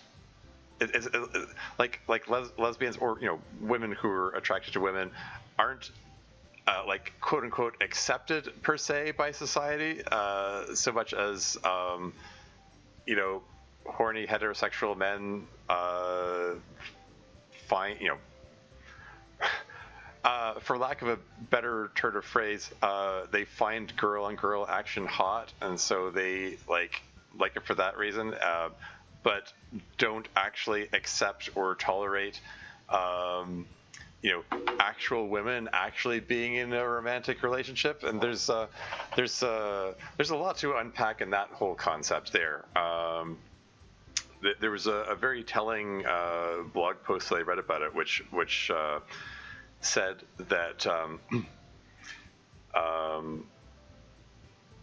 there was a particular woman who was in a relationship with a woman, and she had to like really unpack and unlearn a lot of expectations that society placed on her. Like, she felt that when she was interacting with her female partner in an intimate way, she almost feels like she has to perform for some invisible audience, and rather than making it about their respective like pleasure or whatnot. and it's just it just created like a weird dynamic in their relationship because of weird societal expectations, I guess. Yeah, I don't know. It's a thing. It's a whole fraught topic. Anyway, I'm falling behind on chat here. Actual reason for this bit, I showed parts of, I showed parts of the mod to a friend of mine in an early draft, and said friend was a lesbian who did not mince words, pointing out how shit and offensive it was at the start. Yeah, I wasn't sure if I should comment on that, but yeah, rough drafts of this went into a lot more detail about Yuri's and Natsuki's physical interactions in the previous scene, and it's been scaled back in this version. I hadn't done it on purpose. Oops. Ooh, Twitch is acting weird.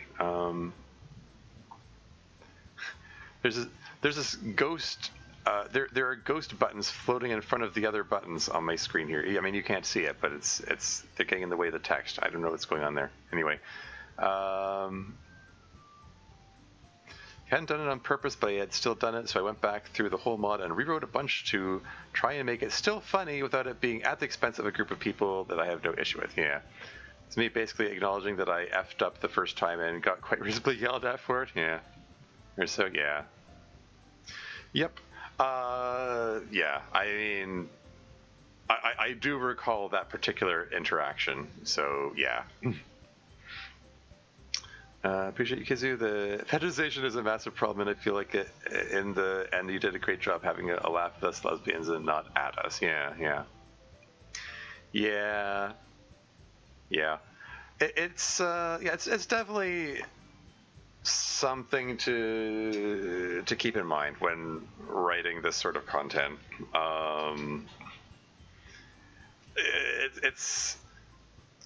It's easy to slip into that realm where it looks like you're just fetishizing them, and even if you don't, people are gonna fetishize it anyway.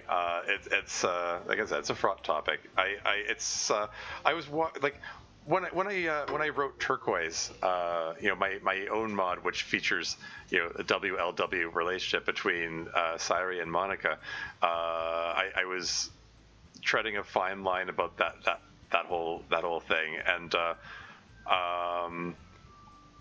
I honestly still worry sometimes that maybe I went too far in the direction of making it sexy or whatever. Like it's it's like for the most part, there's like whenever Sairi and Monica do something sexy, there's a fade to black, and then it cuts to the next scene afterwards, and it's like whatever they did together, it's up to the imaginations of the audience. Because I still wanted to have I wanted it to be clear that sex was part of their relationship. It's not the main thing. Like I still wanted to draw on the emotions of the characters and the motivation, their motivations for getting together, for all their interactions, and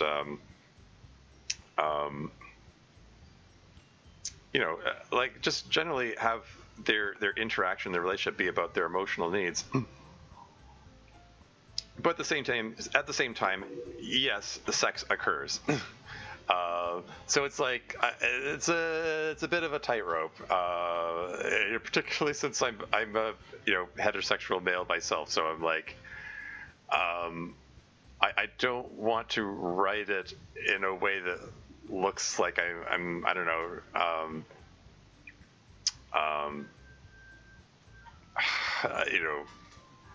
that I'm doing it because of I don't know, being aroused by the implication of the interactions between these female characters. And hey, Chairman Shao's here. Welcome to the stream. How's it going?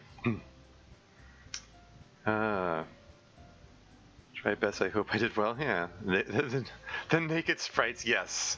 Yeah. That the naked Monica sprite. I mean, it's censored. I mostly put that in there because I wanted to show her abs so you can see she's like muscular and stuff because it feeds into Sairi's insecurities about her body and so on, but it's also kind of like you're like funny. Chairman Jazz arrival is actually kind of funny timing because it's like they started to stream the mod, and I think it got very uncomfortable with the scene where Maka has the naked sprites there with they're black bars in front of her naughty bits and so on, and they're just like having a conversation. It's not like a sexual conversation, but still, I think I can see how it sort of generates some discomfort, and carries all kinds of implications about like what kind of mod it is and so on.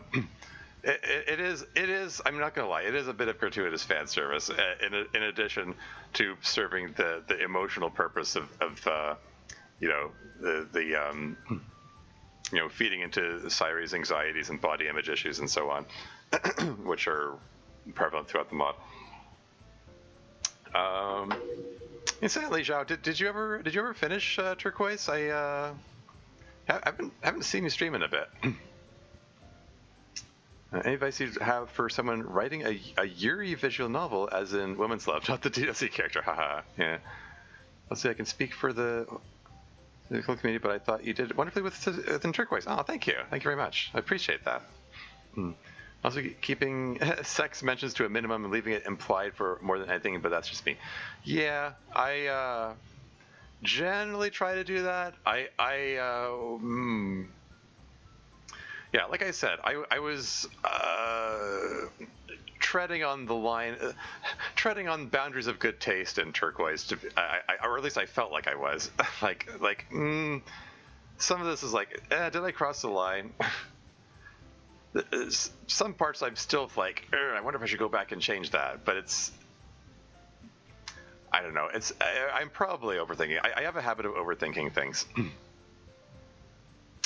But yeah, I think Zhao, as you said, like keeping sex mentions to a minimum, leaving it implied more than anything. That's completely fair way to go with it. You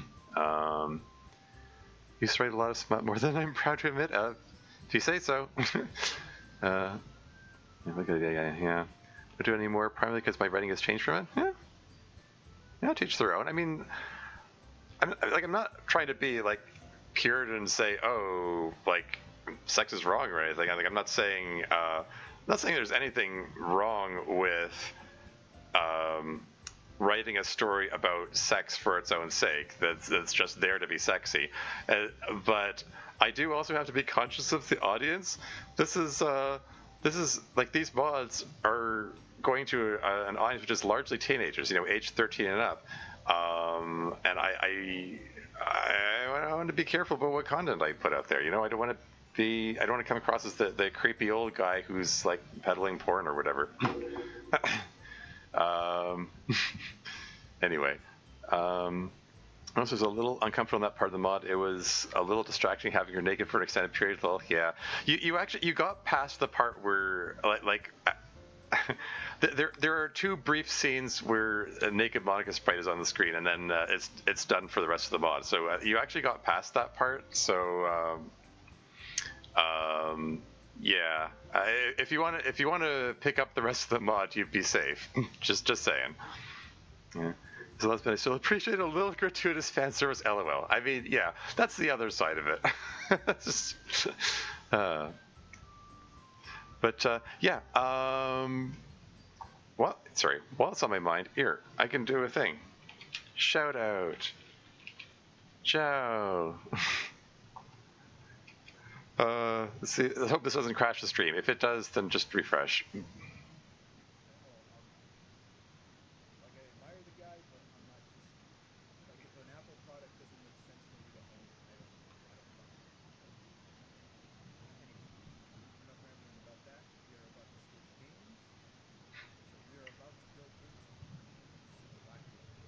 Oh.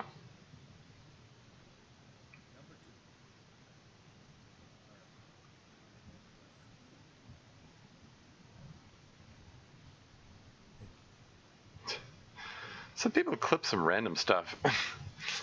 Anyway, look at that. Simulacra's a neat game. I played that on my own channel a while back. A nifty horror game. Playing just chatting, it says.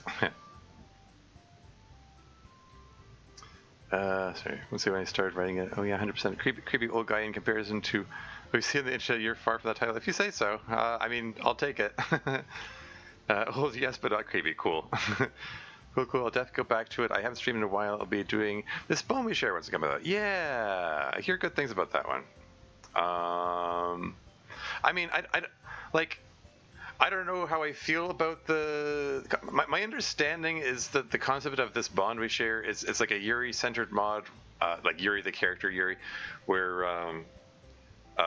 like both MC and Yuri are Yandras, and that's the bond that they share. That they're both like totally obsessive people. That's my understanding of it. I know nothing else about the mod. But other people who've played the demo and so on, they speak highly of it. So I don't know. Who knows? Maybe. I mean, like I said, like before, like my DDLC streams get a lot of attention. Like noticeably a lot more viewers than the other games that I stream. So heck, maybe I should be doing more DDLC streams. It's just that it does. Like all the reading though, like it takes a lot out of my voice, my throat. Like I get a really sore throat from all the reading. But I don't know. Instantly, there's an ad break coming up in 3 minutes and 51 seconds. I'll pause when the ads come on, so you don't miss anything. After that, turquoise for sure. Cool. Yeah. Hey, feel free to ping me if you stream turquoise. I would love to watch. That'd be cool. These clips are old as F. Yeah. Mood. My voice goes out a lot in the end streams. Yeah. So much water. Yeah. I'm just downing cup after cup of water here, and refilling it from a water bottle. Just off camera here. Yeah. Wouldn't solely focus on DLC streams alone. It'll result in burn. Oh yeah, absolutely. No, I want to vary my content. It's the ADHD in me. I can't. I honestly have trouble sticking with just one game too long. I mean, it's like okay, it varies. You know, like sometimes I get hyper fixated and like want to play nothing but this one game, and then sometimes like it's just. I'm like, ooh, I saw someone playing this game, and it suddenly made me feel like playing it, and now I must play it, which happens a lot, and then I suddenly get bored of whatever game I was playing at the time. Anyway, moving right along.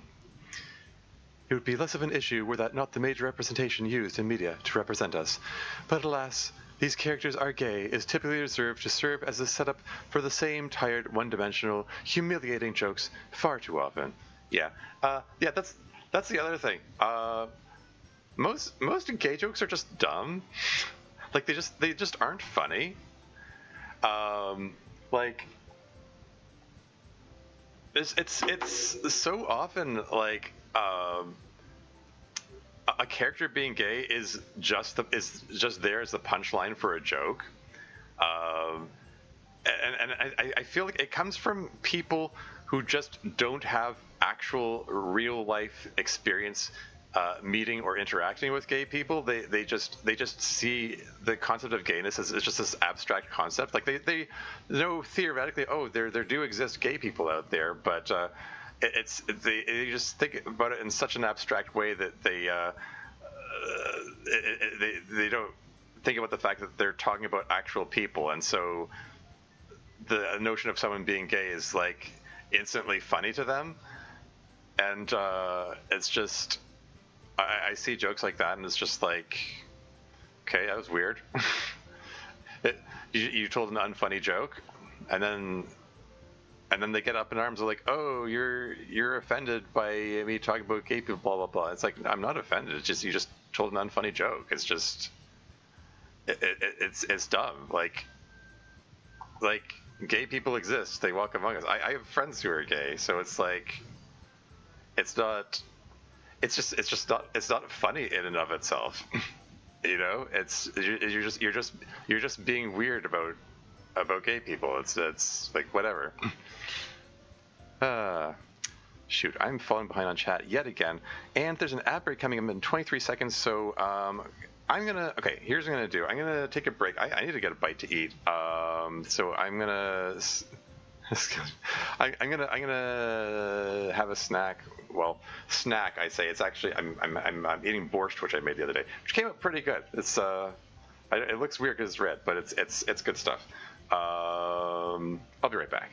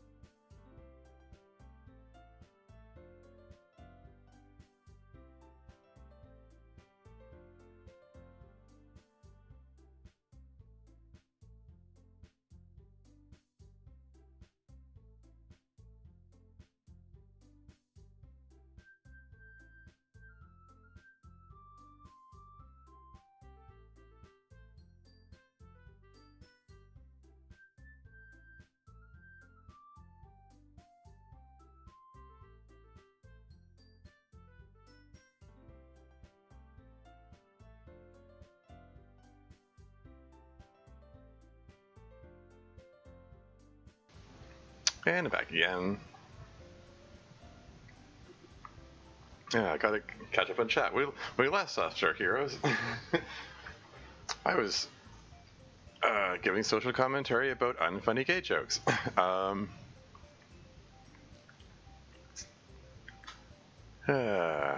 Ooh, I have to go back quite a bit here. Hold on, bear with me. I haven't even figured out where I left off here. Maybe you can do a Courting Disaster once it's up and ready. Oh yeah, been away from it for a while, but made a lot of progress over the past week. Very cool, very cool. Glad you're still working on that project, Charo. I honestly, I would be interested to see that. I've seen, I mean, I saw the trailer. I've seen the concept art you put up for it. I think it's really cool that you're making an original VN.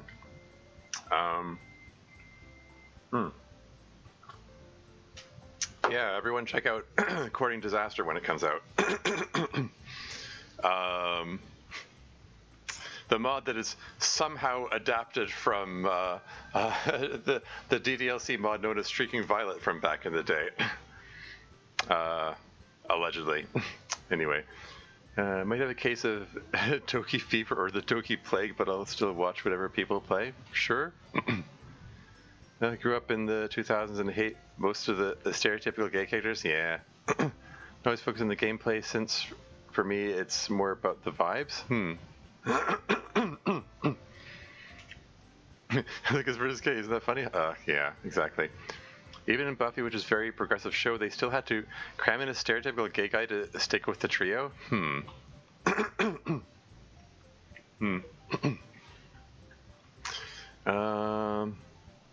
know what you mean, the flamboyant kind with the wrist flicking? People still use gay as an insult still? That's true, yeah. Most of the gay guys I've met in IRL are actually pretty masculine, and you wouldn't know they're gay if they didn't tell you, yeah. Skill issue loser, yeah. So the concept is part of that lesson I had to learn through this? Yeah. Stereotype is stupid. Oh yeah, absolutely. Yeah, I mean, anytime anyone says any one group is all the same, it's kind of suspect, you know? Like, everyone's different. Like, even members within a group are all different, whether we're talking about, you know, gender, race, ethnicity, religion, sexual orientation, whatever. People are people. People are, every group of people is made up of individuals who are the, you know, the result of influences that shape their lives, and, you know, family and friends, who influence them and in all kinds of ways, and, you know, being a part of that group, like in this case, like being gay, it's one small part of their identity, and it doesn't define them. It doesn't mean that they're any particular way. Yeah, stereotypes are dumb, is what I'm saying. You know, a lot of stereotypes primarily because Brits get stereotyped a bunch. Yeah. Borscht is one of the great soups of the world. I would die on that hill. Yeah, it is tasty. Yeah, I just finished off that bowl of borscht that I was just eating. Yeah, it's good stuff. Yeah, I think the batch which I prepared came out pretty well. I try it myself actually. Choose to end a good day. I've seen the news to goof my British friends with that a lot about harmless jokes. Yeah, you know it's harmless. Yeah, something boil water. Okay. Never bothered because I'm Scottish. Oh, okay. Hey, I'm half Scottish myself. Now you mentioned it. Yeah, I'm half Scottish on my dad's side and half Ukrainian on my mom's side. Yeah, I got the borscht from the Ukrainian side. British stereotypes are all English ones. Yeah. I do my best not to make jokes whose punchline is, "Ha, this person is part of this group anymore." Yeah. Used to get Mexican jokes growing up, even though Salvadorian. Yeah. Don't eat beans. I eat pupusas. Yeah. Distressingly unsurprising if you're in the U.S. Shout. Yeah.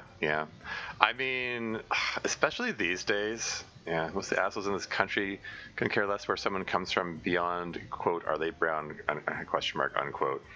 Hate so much, ugh, yeah. I mean, yeah.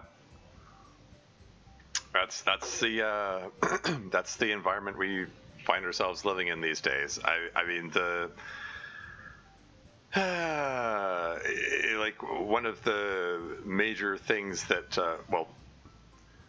one of Donald Trump's major contributions to society is making it okay to be racist. Massive air quotes here.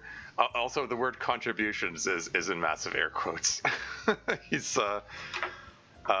as somebody put it, he's moved the overton window of that is to say, he's moved the discourse about what people are allowed to talk about, and how much offense people are allowed to take at whatever. Because he just freely, openly says racist things, like calling Mexicans, rapists, murderers, etc. And it gets brushed off, and he gets elected twice for some reason, even after he said that.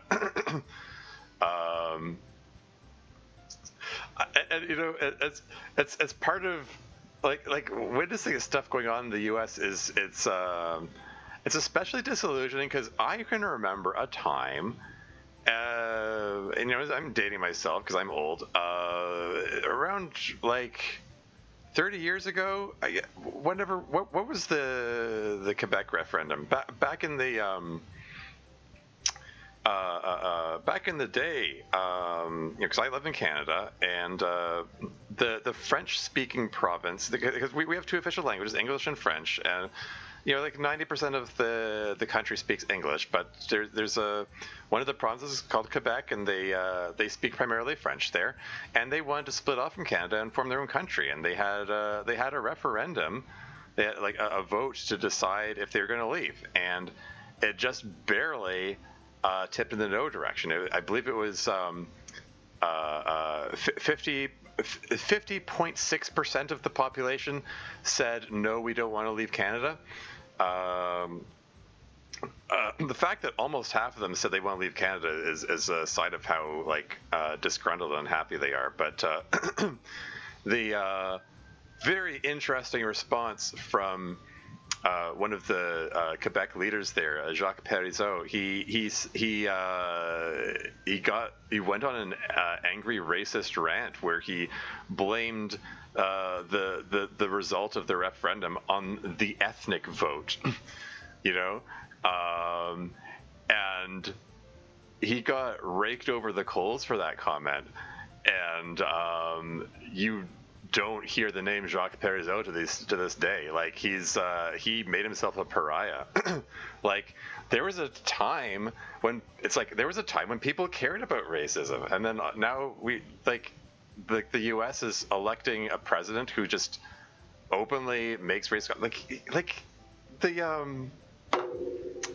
goodness sake, the debate between Trump and Kamala Harris, he went on this unhinged rant about how black people are kidnapping people's cats and dogs and eating them. It's like, what the F are you on? Like, this is not a thing that's happening. What are you talking about? And the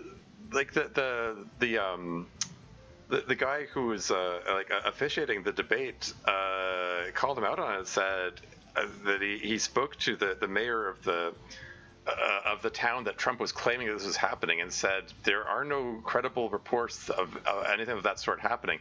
And Trump's immediate response was, quote, "But I saw it on TV," unquote. And it paints a very clear picture of a deranged, unhinged, completely out of touch person. It was ridiculous.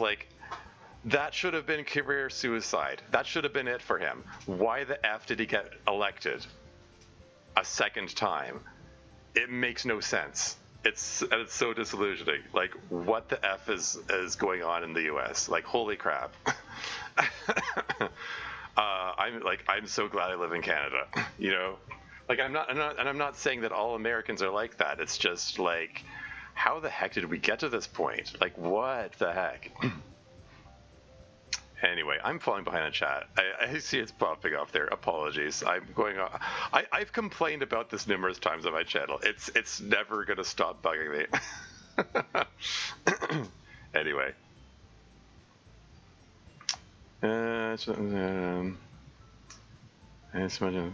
Good use of land of the free. Haha, yeah. It is dumb, but I've also been confused for Arabics too because I had a beard at the time. Live here in the U.S. and yeah, I'm sorry for all the worst shit that's been going on because of the part of the country that's in control of the administration. Yeah. I mean, again, like, not all Americans are like that. There are plenty of decent people there, and I just hope, against hope, that there are enough people of good conscience in the U.S. that they can, you know,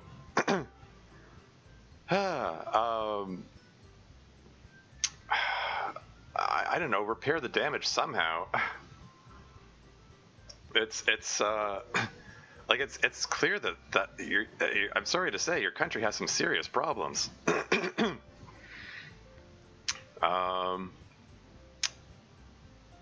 Anyway, getting back to chat here. Consider the whole land of the free as hypocritical? I mean, you're not wrong. It's been for far too long at this point. Free for me, not for thee? Yeah. Thanks to this stupid administration, lost a job in the federal government and turned out the department was underfunded. They hired me back? There was a lot of that going on. Oh my gosh, don't get me started on that. They did all kinds of government cuts thanks to, you know, Elon Musk just taking a chainsaw to everything, and then they realized that, oh crap, we actually needed those people. We can't function like this. They're trying to cut so many corners, and everything's a mess as a result. Like, it's just like, this is the kind of thing you can write entire essays, you can write entire novels about how much incompetence is going on in Trump's administration, because they hire people based on who's the best at sucking up to Trump, not who's the best for the job. Because he surrounds himself with yes men and or yes women, yes people, anyone who agrees with him. Like, that's his priority, because just needs to feed his ego or whatever. Yeah, this is so garbage here, so off the U.S. bill. Yeah. Now sleep with a shotgun next to my bed. Now, what the? We just got another anonymous gift of a sub given out. Wow, hey. Holy moly, this seems to happen whenever I go on socio-political rants. Maybe I should do this more often.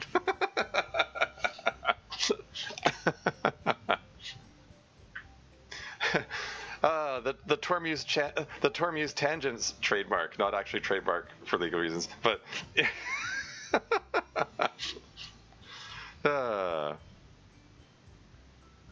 but thank you very much, anonymous benefactor. Where was I? Still catching up a chat. Apologies. I'm being a bit slow here, and it doesn't help that I keep going on tangents in the middle of my tangents.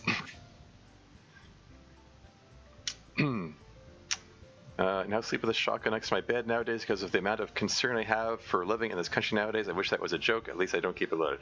I mean, yeah. Yeah. It's understandable. I mean, considering all of the everything, yeah, it's understandable to want to defend yourself, I suppose. Anyway, it makes you wonder if the U.S. was better off under British rule. I don't know about that. I mean, Britain has blood on their hands too. Like, that's a can of worms. That kind of question there. Like, I mean, around the world, there's a lot of. Someone commented on this. There's it's surprisingly common to find countries who celebrate their independence from Britain's rule, because, like, Britain back in the day was big on the whole empire thing and wanted to colonize everyone and to, like, just put colonies on every landmass around the world. it's the origin of the that saying that the sun never sets on the British Empire because they span the whole world. And which, side note, it reminds me, there was a okay, tangent within a tangent here. Sorry, the ADHD strikes again. There's a webcomic called XKCD, and the author has a series called What If, where he initially it was a written series. Now he does it's a YouTube video series, which is narrated by the author himself, Randall Munroe. Good stuff. Look, it's worth looking up. Very entertaining. But he takes random questions from the audience about ridiculous science things or hypothetical things, and he does the research to figure out how to answer them. And someone posed the question, at what point in history did the sun actually set on the British Empire, since all the nations that were previously colonized them are now claiming independence and forming independent countries and so on. And his surprising answer was, well, actually the sun still hasn't set on them, because there is a specific island which is a penal colony. It doesn't have very many people there, but it is still considered part of Britain. And as long as that tiny island is part of part of the British Empire, the sun technically still hasn't set on them. Anyway, that's just what it reminded me of. Catching up, still falling behind on chat. Apologies. Anyway, something special interest. This is for me. Okay. I'm not sure which. There's so many comments. I'm not even sure which one that was replying to. Frick. Okay, just gotta move on. One more thing about stereotypes. I loathe The Big Bang Theory. Kevin Smith is the only Hollywood writer I've seen actually write nerds correctly. Hey, yeah. Kevin Smith, as in, like, Silent Bob and all that, and all that.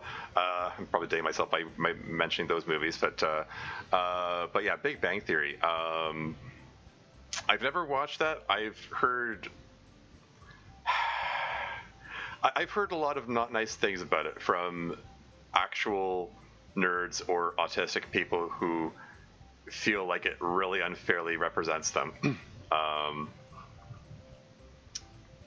It has a lot of uncomfortable stereotypes in it, from what I've heard. I haven't seen the show. Anyway, sheer misogyny of Big Bang Theory drives you off the wall as well. Yeah, I've heard about that too. Remember, one of the characters could only talk to girls if he was drunk. Mango Mussolini, yeah. Trump, in other words. Mango Mussolini has effed up a whole lot of shit. Yeah. Yep. Mango Mussolini, I effing love that. Yeah. Leonard is probably the worst character, since he's a textbook definition of nice guy who emotionally manipulates and guilt trips women to get with him. Yeesh, yikes. She came up with that myself. Well, yeah. Can't claim they did, though. Yeah. I have heard Mango Mussolini thrown around. Yeah. Ray Dude that goes by Pop Culture Detective does a stellar breakdown of all the forms misogyny takes in the show. Oh, neat. Love his content. Okay. Pop Culture Detective, eh? That's cool. Can't stand Mussolini. The Haiti thing? Yeah. Oh, wait, the Haiti thing. Oh no, am I that far behind in am I that far behind in chat? I'm really behind here. I apologize. I need to catch up. Anyone that has ever unironically said the ethnic vote is just yikes, yeah. Bring back Lincoln, yeah, sure. She could explain further than assholes, yeah. Should have voted in Bernie, yeah. He could have been a good candidate, honestly. If he, back in 2016, 10 years ago, if he'd gotten the nomination instead of Hillary Clinton, I think Bernie Sanders had a good shot of getting in. And he's someone who I believe, has the drive. I mean, or had at the time. I mean, he was an old man then. He's even older now. I don't think. I don't know. I don't know if he could do it now, but 10 years ago, I feel like he was in a good position. He could have made some great positive changes in the U.S. Because there were plenty of people. Oh gosh, this is going to turn to another tangent. How can I say this briefly? There were a number of people who wanted to vote for Bernie, but because he wasn't an option, they voted for Trump, which is kind of insane because they have exactly opposite policies. The point is that people wanted change. They want something that was different. They didn't want someone who was status quo, who just reinforced all the existing problems. And Hillary Clinton was too much status quo, so they went with Trump. But I feel like Bernie Sanders is someone who had the potential to shake things up in a positive direction. Imagine that, actually make things better. That could have been cool. Oh well. I have my own theories about where the 2024 elections came from, but I will save everyone that diatribe. There's a lot that I can say about that. There's a lot that I have said about that. There's one point that I do keep coming back to is there was a spike in search results for, is Joe Biden still running on the day of the election?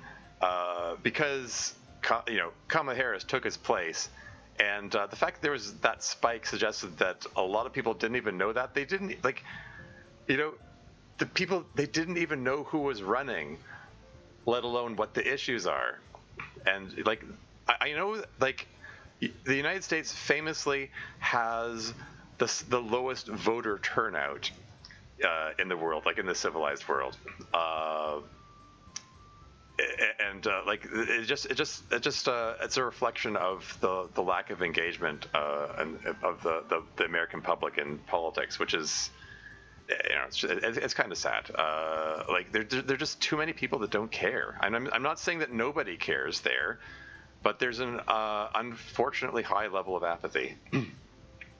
Anyway, I have a kid, and they're the most important thing in the world to me. I'll do what I can to actually let them have life and have a future. Yeah.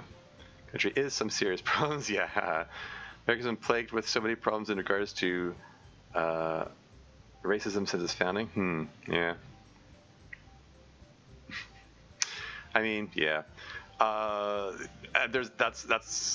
That's a whole other thing. There's a lot I can say about that too. I need to pick us up here. And hey, I've caught up to the part in chat where the anonymous gifter gave the gift sub from 10 minutes ago. Okay, that gives an idea of how I have 10 minutes worth of chat to catch up on here. Apparently the gift sub went to Tina Bug. That's neat. Tina Bug's cool. Anyway, see these characters are gay.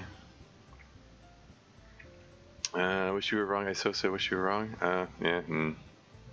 This doesn't help that we keep writing shit lol. I mean, yes, Britain's not perfect either. All I say is that a lot of dystopian fiction comes from British authors just saying, well, I mean, you're not wrong.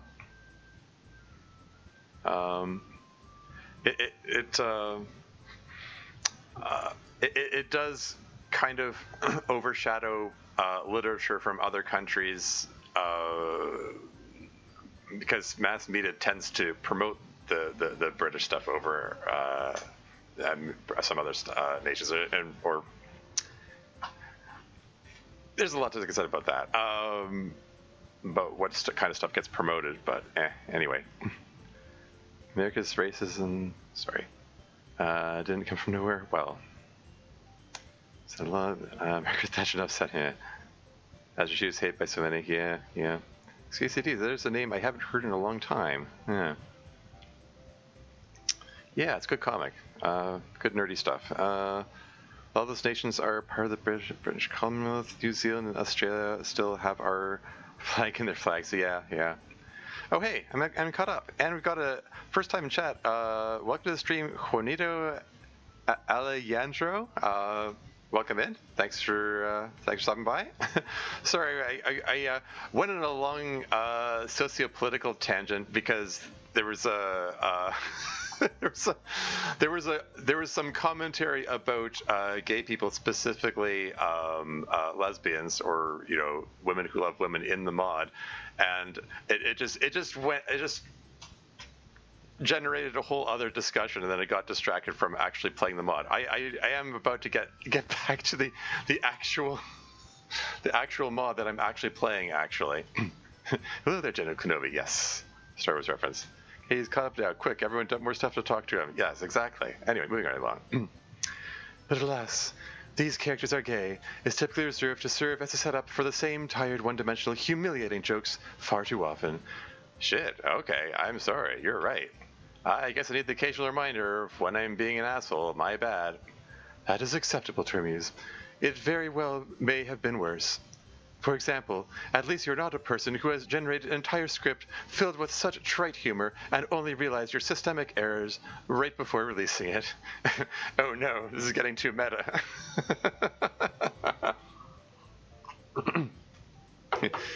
one of your playtesters catching the content. Coughs, indeed, yeah. Yeah, I mean, F anyone like that, right? Aw, come on, be nice to yourself, kiss you, Carter. But getting back to talking about other stuff, why didn't you want my help with the decorations? Well, I'll be honest, I suspect that you'd be a greater hindrance than an aid, Tormuse. What? Why? Well, you are a terrible oversimplification of idiotic protagonists, correct? That tends towards particular behaviors that are of particular detriment to physical activities. May I demonstrate? She's calling him a weakling. Sure. Yuri produces a knife from a place. Tormuse, may I ask that you please hold this knife for me briefly, and that you do nothing other than stand there and ensure that it doesn't cause any injuries while you do so. Also, the props for making an absolute shitpost of a mod where you can actually learn about real sociopolitics. Yeah, the whole thing. Yeah. Anyway, sure. Yuri hands me the knife. Ow, my eye! Oh, no. MC, what have you done? You possess a knife for less than 0.053 seconds before you insert it into your iris, Tormuse. That was far shorter a duration than even I expected. Point taken. Literally and figuratively. Yuri removes the knife. There's some dude's eyeball speared onto it. What is going on here? Man, this is a reminder that I have to get back to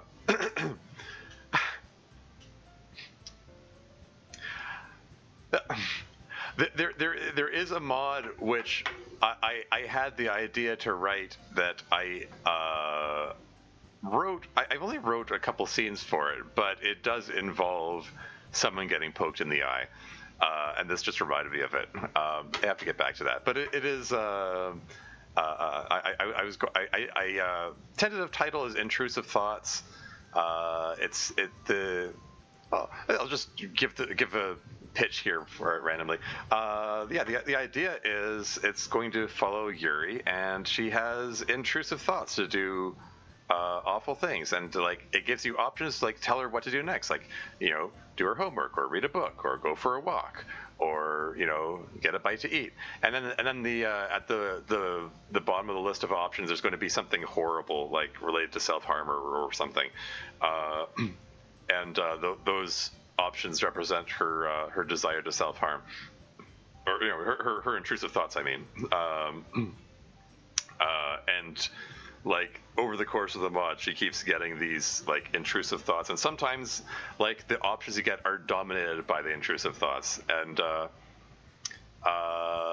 yes, there was going to be getting poked in the eye along the way in that, so yeah, this just reminded me of it.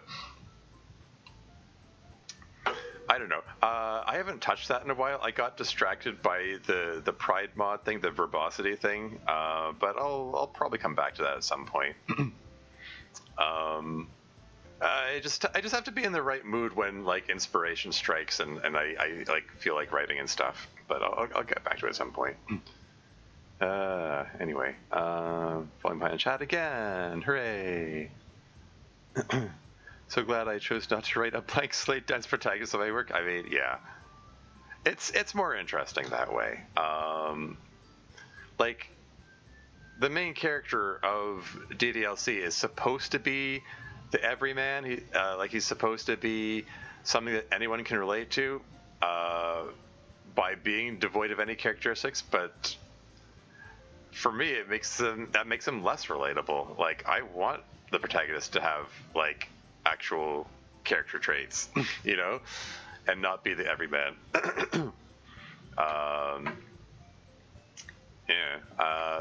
It makes for a more interesting story, I think. Termy's only in Britain? I'm not sure which part that's the reaction to. Poke me the eye, Captain Isato shows no mercy. I don't recognize the reference. The fact that this is a reminder of anything is deeply concerning. Oh no. That's actually an interesting way to frame that. Yeah, I thought it was a neat idea. I just wanted to. Like so many of my mods are just linear things. I want to have something that has some kind of audience interaction for once. Like, yeah. I just thought it was a neat way to do it. Like having a mod which has branching pathways just means a whole lot more writing. It's more challenging. I mean, this will still be challenging, but yeah. Yeah, it was just one of the ideas that came to mind. I would like to make it. I think it would be cool. Yeah. I'm sorry. There's just the subdued way he expresses it. There's some dude's eyeball speared onto it, implying that he just yanked his own eye out, or you're yanked it out, I guess. Okay. Anyway. Fortunately for your future visual prospects, I ensure that I always possess spares. What? She has a spare eyeball? What? This is just. It's just so bonkers. I love it. It's just. It just goes in weird directions like that. I have depth perception again. Thanks. Anyway, guess that means you're done now. You want me to go tell Natsuki to get your alone time?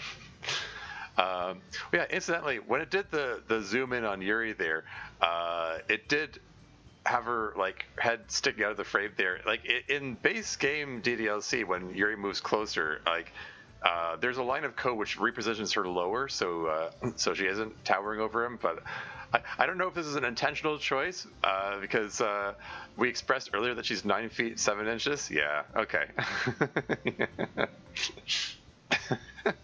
Anyway, moving right along. You want me to go tell Natsuki so you two can get your alone time? Absolutely. I cannot wait to hear her opinion on the banner's design and construction. Further, may I request you to dispose of this. Yuri hands me a deflated eyeball, not picture Tormes' deflated left eyeball. How did we get here? Don't remember if it's intentional or not. Going to just assume it was. Sure, we'll go with that. Yeah, sure. Not like I'll need it anymore anyway. ... Bored now. ... Oh, huh. Wonder how Sayori's doing. Oh, hey, we're gonna get the depression talk? ... I should check on her. ... Yeah, I should do that. ... It is really hard to motivate myself to do literally anything productive without a girl directly in front of me. ... I'll go see her after I check up on my anime a bit. How did we get here? A ladder, sure. After my battery dies, I head outside. Presumably that means he's watching anime on his phone. Hey, it's the Sayori Kill outfit. I'm surprised to find Sayori already there, waiting for me. ... Oh, hey, Sayori, what's up? ... I just watched you watch 5 hours of what I can only describe as insane amounts of enormous anime titties, and about every 5 minutes you would wonder aloud to yourself how I was doing. A few seconds later, you'd see some more titty and then focus on it again, staying still the entire time. I know, right? It was awesome. Music fade out. Uh-oh. Also a shovel, probably. Well, he's certainly digging a hole for himself. Why do I unmute Twitch and the first thing I hear is anime chest? I mean, sure. Tormuse, you're the stupidest person I've ever met. You're also one of the most uninteresting people I could ever think of. Plus, you keep insulting me on a regular basis, constantly deriding me and looking down on me, calling me a dummy. Well, yeah, since that's the term of endearment in Japanese, ... question mark. Sort of. I'm not entirely clear, but I've been told it's not actually as bad as the translation makes it sound. Anyway, you are just the worst person in the entire world, as far as I can tell. And yet, I still love you anyway. And my crippling depression forces me to think you're still better than I am, that everyone is better than I am, and that I'm wholly worthless. Even to the point of rebuilding my bedroom so that I have a good location to hang myself from. Aw, sorry, no. I've been visualizing and thinking through how I'll end myself for the past error get duration fail. Have you just scream on? Yeah. And all I can think of now that I'm finished and the room looks exactly the same as it did prior to construction, is how much I love you, how much I'm unworthy of your love, how much pain I'm in, and how weird it's going to be if the last thing I ever see is Mademoiselle Moo staring at me as the life drains from my eyes. I mean, yikes. Wait, hold up. Mademoiselle Moo? Now that mirrors further discussion. I thought it was Mr. Cow. Oh, right, because Mr. Female Bovine makes any sense at all. Point. Player? Player? Was that intentional? Hold on. I mean, in the code, it writes like whenever MC is referred to, it's the word player in square brackets. Was this an oversight? Was she supposed to say player instead of MC's name? Let's just say yes. I mean, sure. Okay. Player, I love you, and I don't want to kill myself, except I do, but I still don't, because that's how confusing this crap is. So it's just so incredibly painful to see you doing all this other shit.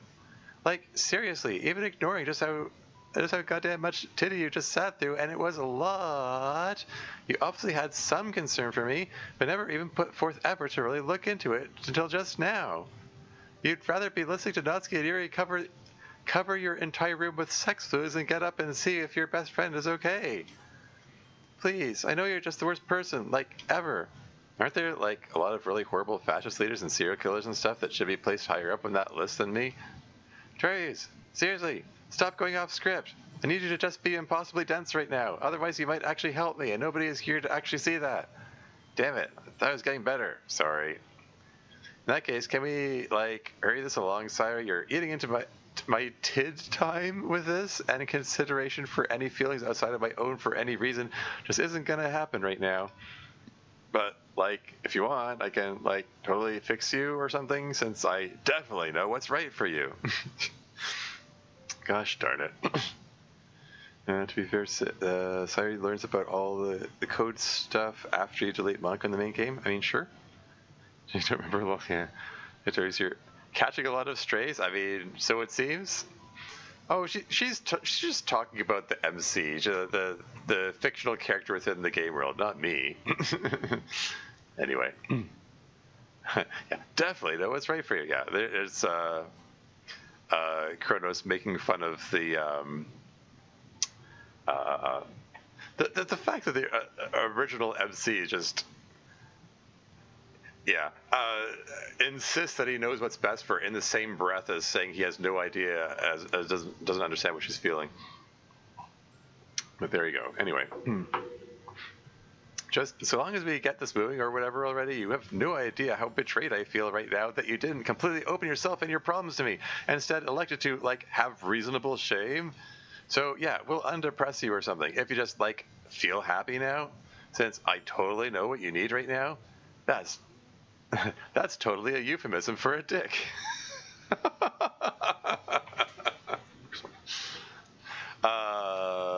Yeah, and in this case,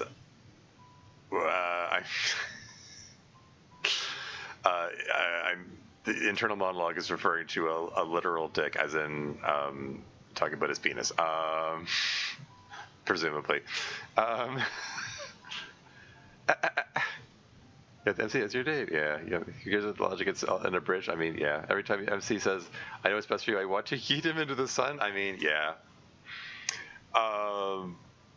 Yeah. I mean, I've said it before. I'll say it again. Like, my very first time playing DDLC, like as soon as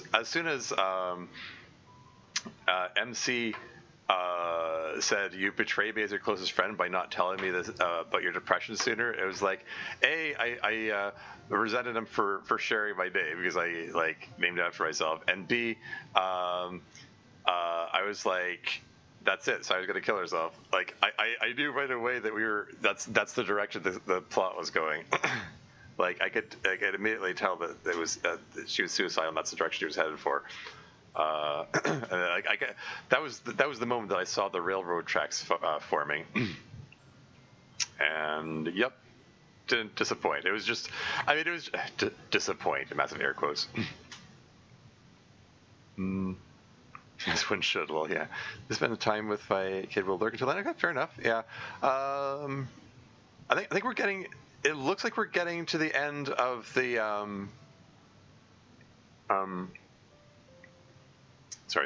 the end of Act 1, so it probably is a good point to end the stream, and then I can pick up next week. Might as well continue on Sunday again, and we can try the other routes before we go into Act 2, because I do recall there is an Act 2 in this, where it makes fun of stuff in that and there too. He's nice looking. Thanks for support. Yeah.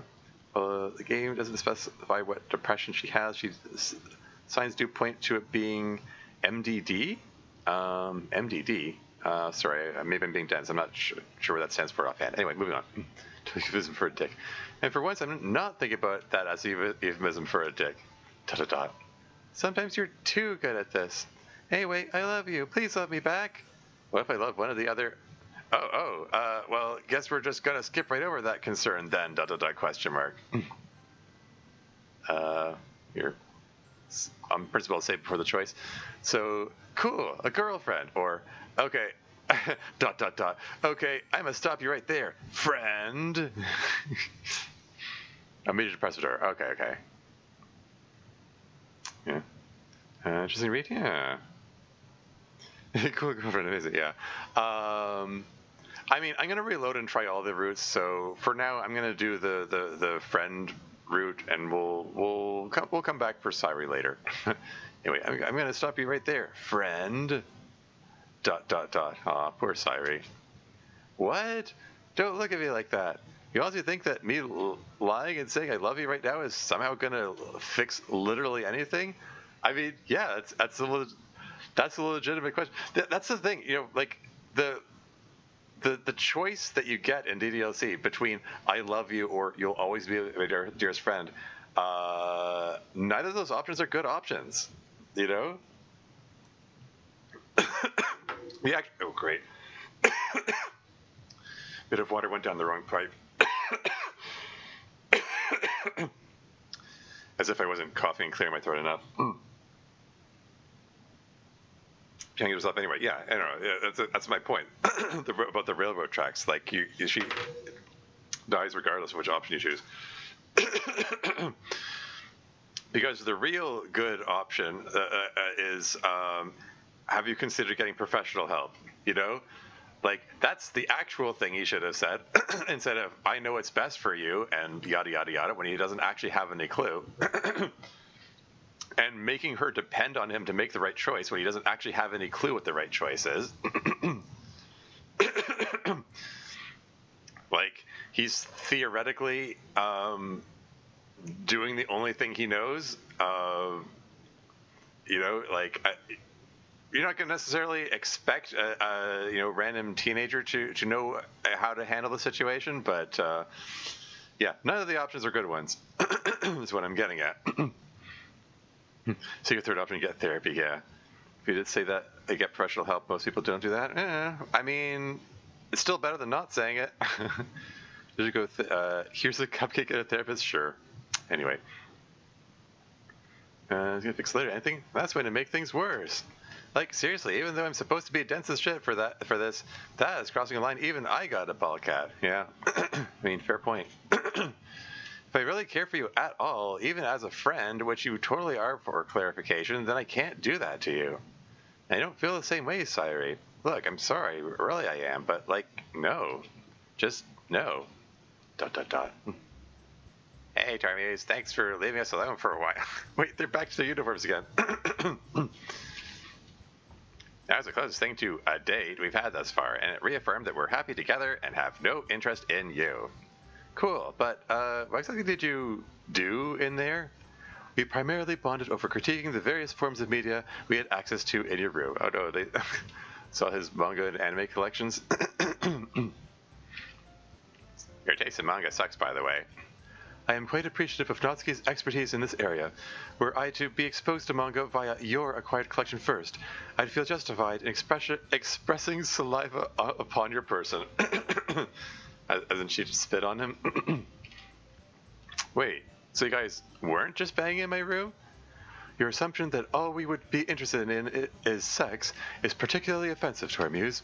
Hey, blame Sai for that one. She's the one who just said you two were probably just having sex. I didn't actually think that for the record. Oh, right, tangentially related. Hey, speaking of tangents. Natsuki, what happened to your ... Oh yeah, the boobs are gone. Oh, what, the gag boobs? Well, for one thing, those were heavy. The novelty kind of wore off. Also, the graphic wasn't really, like, over the top enough to keep working as a visual gag. Yeah, it was so not over the top, I didn't even notice until you mentioned it. Yeah, she's tracing what the manga's taste now. Haha, yeah. Since we've run out of jokes that explicitly referenced them, leaving them on felt more like an excuse for just ogling Giganto-Boop Natsuki than actual humor. Ah, okay. Oh, wait, I just noticed. Hey, Sairi, what are you doing here? ... Sairi thinks that if I reciprocate her love, that it'll solve her problems or something. Anyway, I shut that possibility down real damn quickly. It's for the best, I'm sure. Wonderful. May we return now? No. Wait, we're not done. I need to talk more. Oh, god damn it.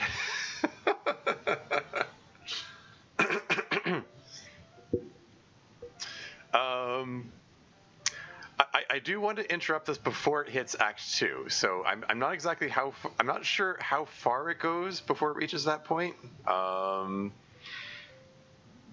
I don't know if this works in exactly the same way as the original game, in that it locks you out of reloading, like erases your saves, like the original game does. I don't recall if this mod does that or not.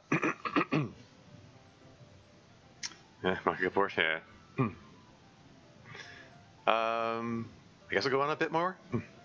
Are you serious with this right now? I didn't want to leave my house. Wait, your house? Yeah, Sai's house is directly next to my house. Is it? They use the same background, though. Yeah, I think you're at the point now where you can save and go back. Yeah? You think so? I'm going to go a little bit further. Why? Did you not invite her to your abode in addition to us? I don't know how monogamous you two are in your Cease, I was not alluding to potentially drawing her into some manner of carnal bonding. Wait, was that an option? The intended point I desire to make is that she could have joined us and bonded in regards to normal, healthy relationships between friends. Oh, that's what you're getting at. Yeah, actually, why didn't you invite her over to our muse? She didn't defocus. I shrug and mumble something that almost resembles the English sentence, I don't know. I don't know. Oh, wow. You look really mad or something. Something wrong, Sairi? And she's looked mad quite a bit in this mod so far. Yuri isn't helping? Yeah. What the F do you think is wrong, Torviews? Oh, wait, did you not finish the packets or something? Finish the packets? You mean the brochures? No, I cannot deal with you anymore. My brain is screaming at me that you're somehow what I'm supposed to give myself to be happy right now. You're somehow the single thing that will fix me and the screaming desire to end myself?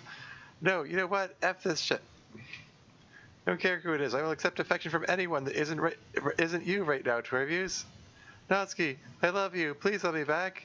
I need affection and a deep relationship with someone cute that isn't related to a rock. Oh my god, I can't. Wait, you're you're not the player. I can drop the act. Thank you, sorry, but well, you've got a fairly rockin' bod, a fairly rockin' bod there. ... Oh, poor Yuri. Don't worry, babe. You're still top tier. ... She's smiling. That's about all I'd probably be interested in, since I'm not actually looking for something deep and meaningful with more than one person right now. Yuri. Excuse me, need to mute for a second.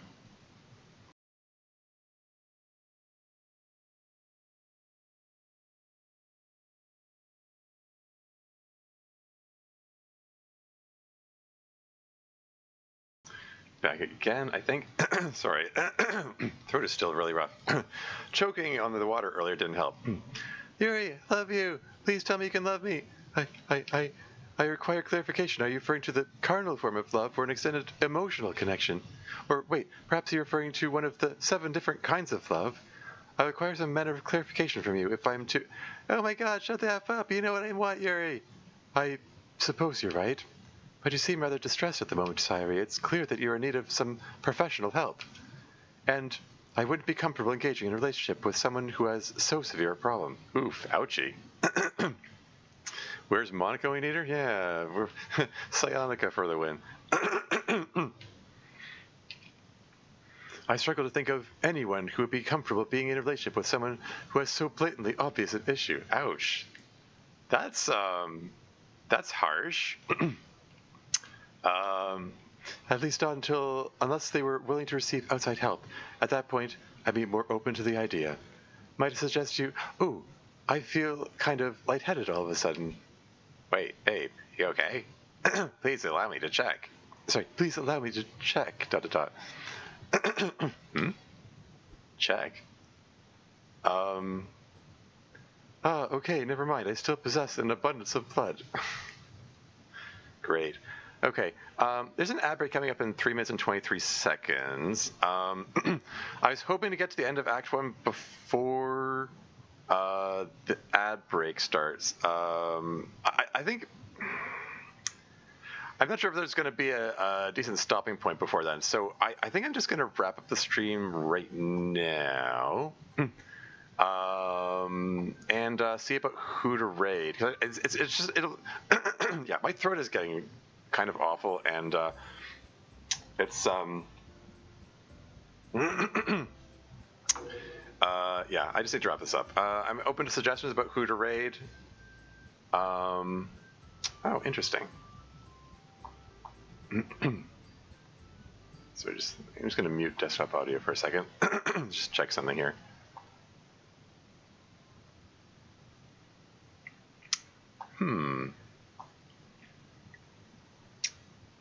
Team must be in polycle, yeah. Probably a good idea, especially if you want to jump back, yeah. Might want to take something for your throat, yeah, well, yeah. Do some exercise prior to doing streams, but taking something for it would help too. Well, I do a vocal warm-up before each and every stream. Has limited effectiveness. Anyway, I think I'm going to raid Eileen. She's playing Danganronpa. Danganronpa S Ultimate Summer Camp. I'm not familiar with that. I know Danganronpa is... I haven't played anything from the Danganronpa franchise. I know it's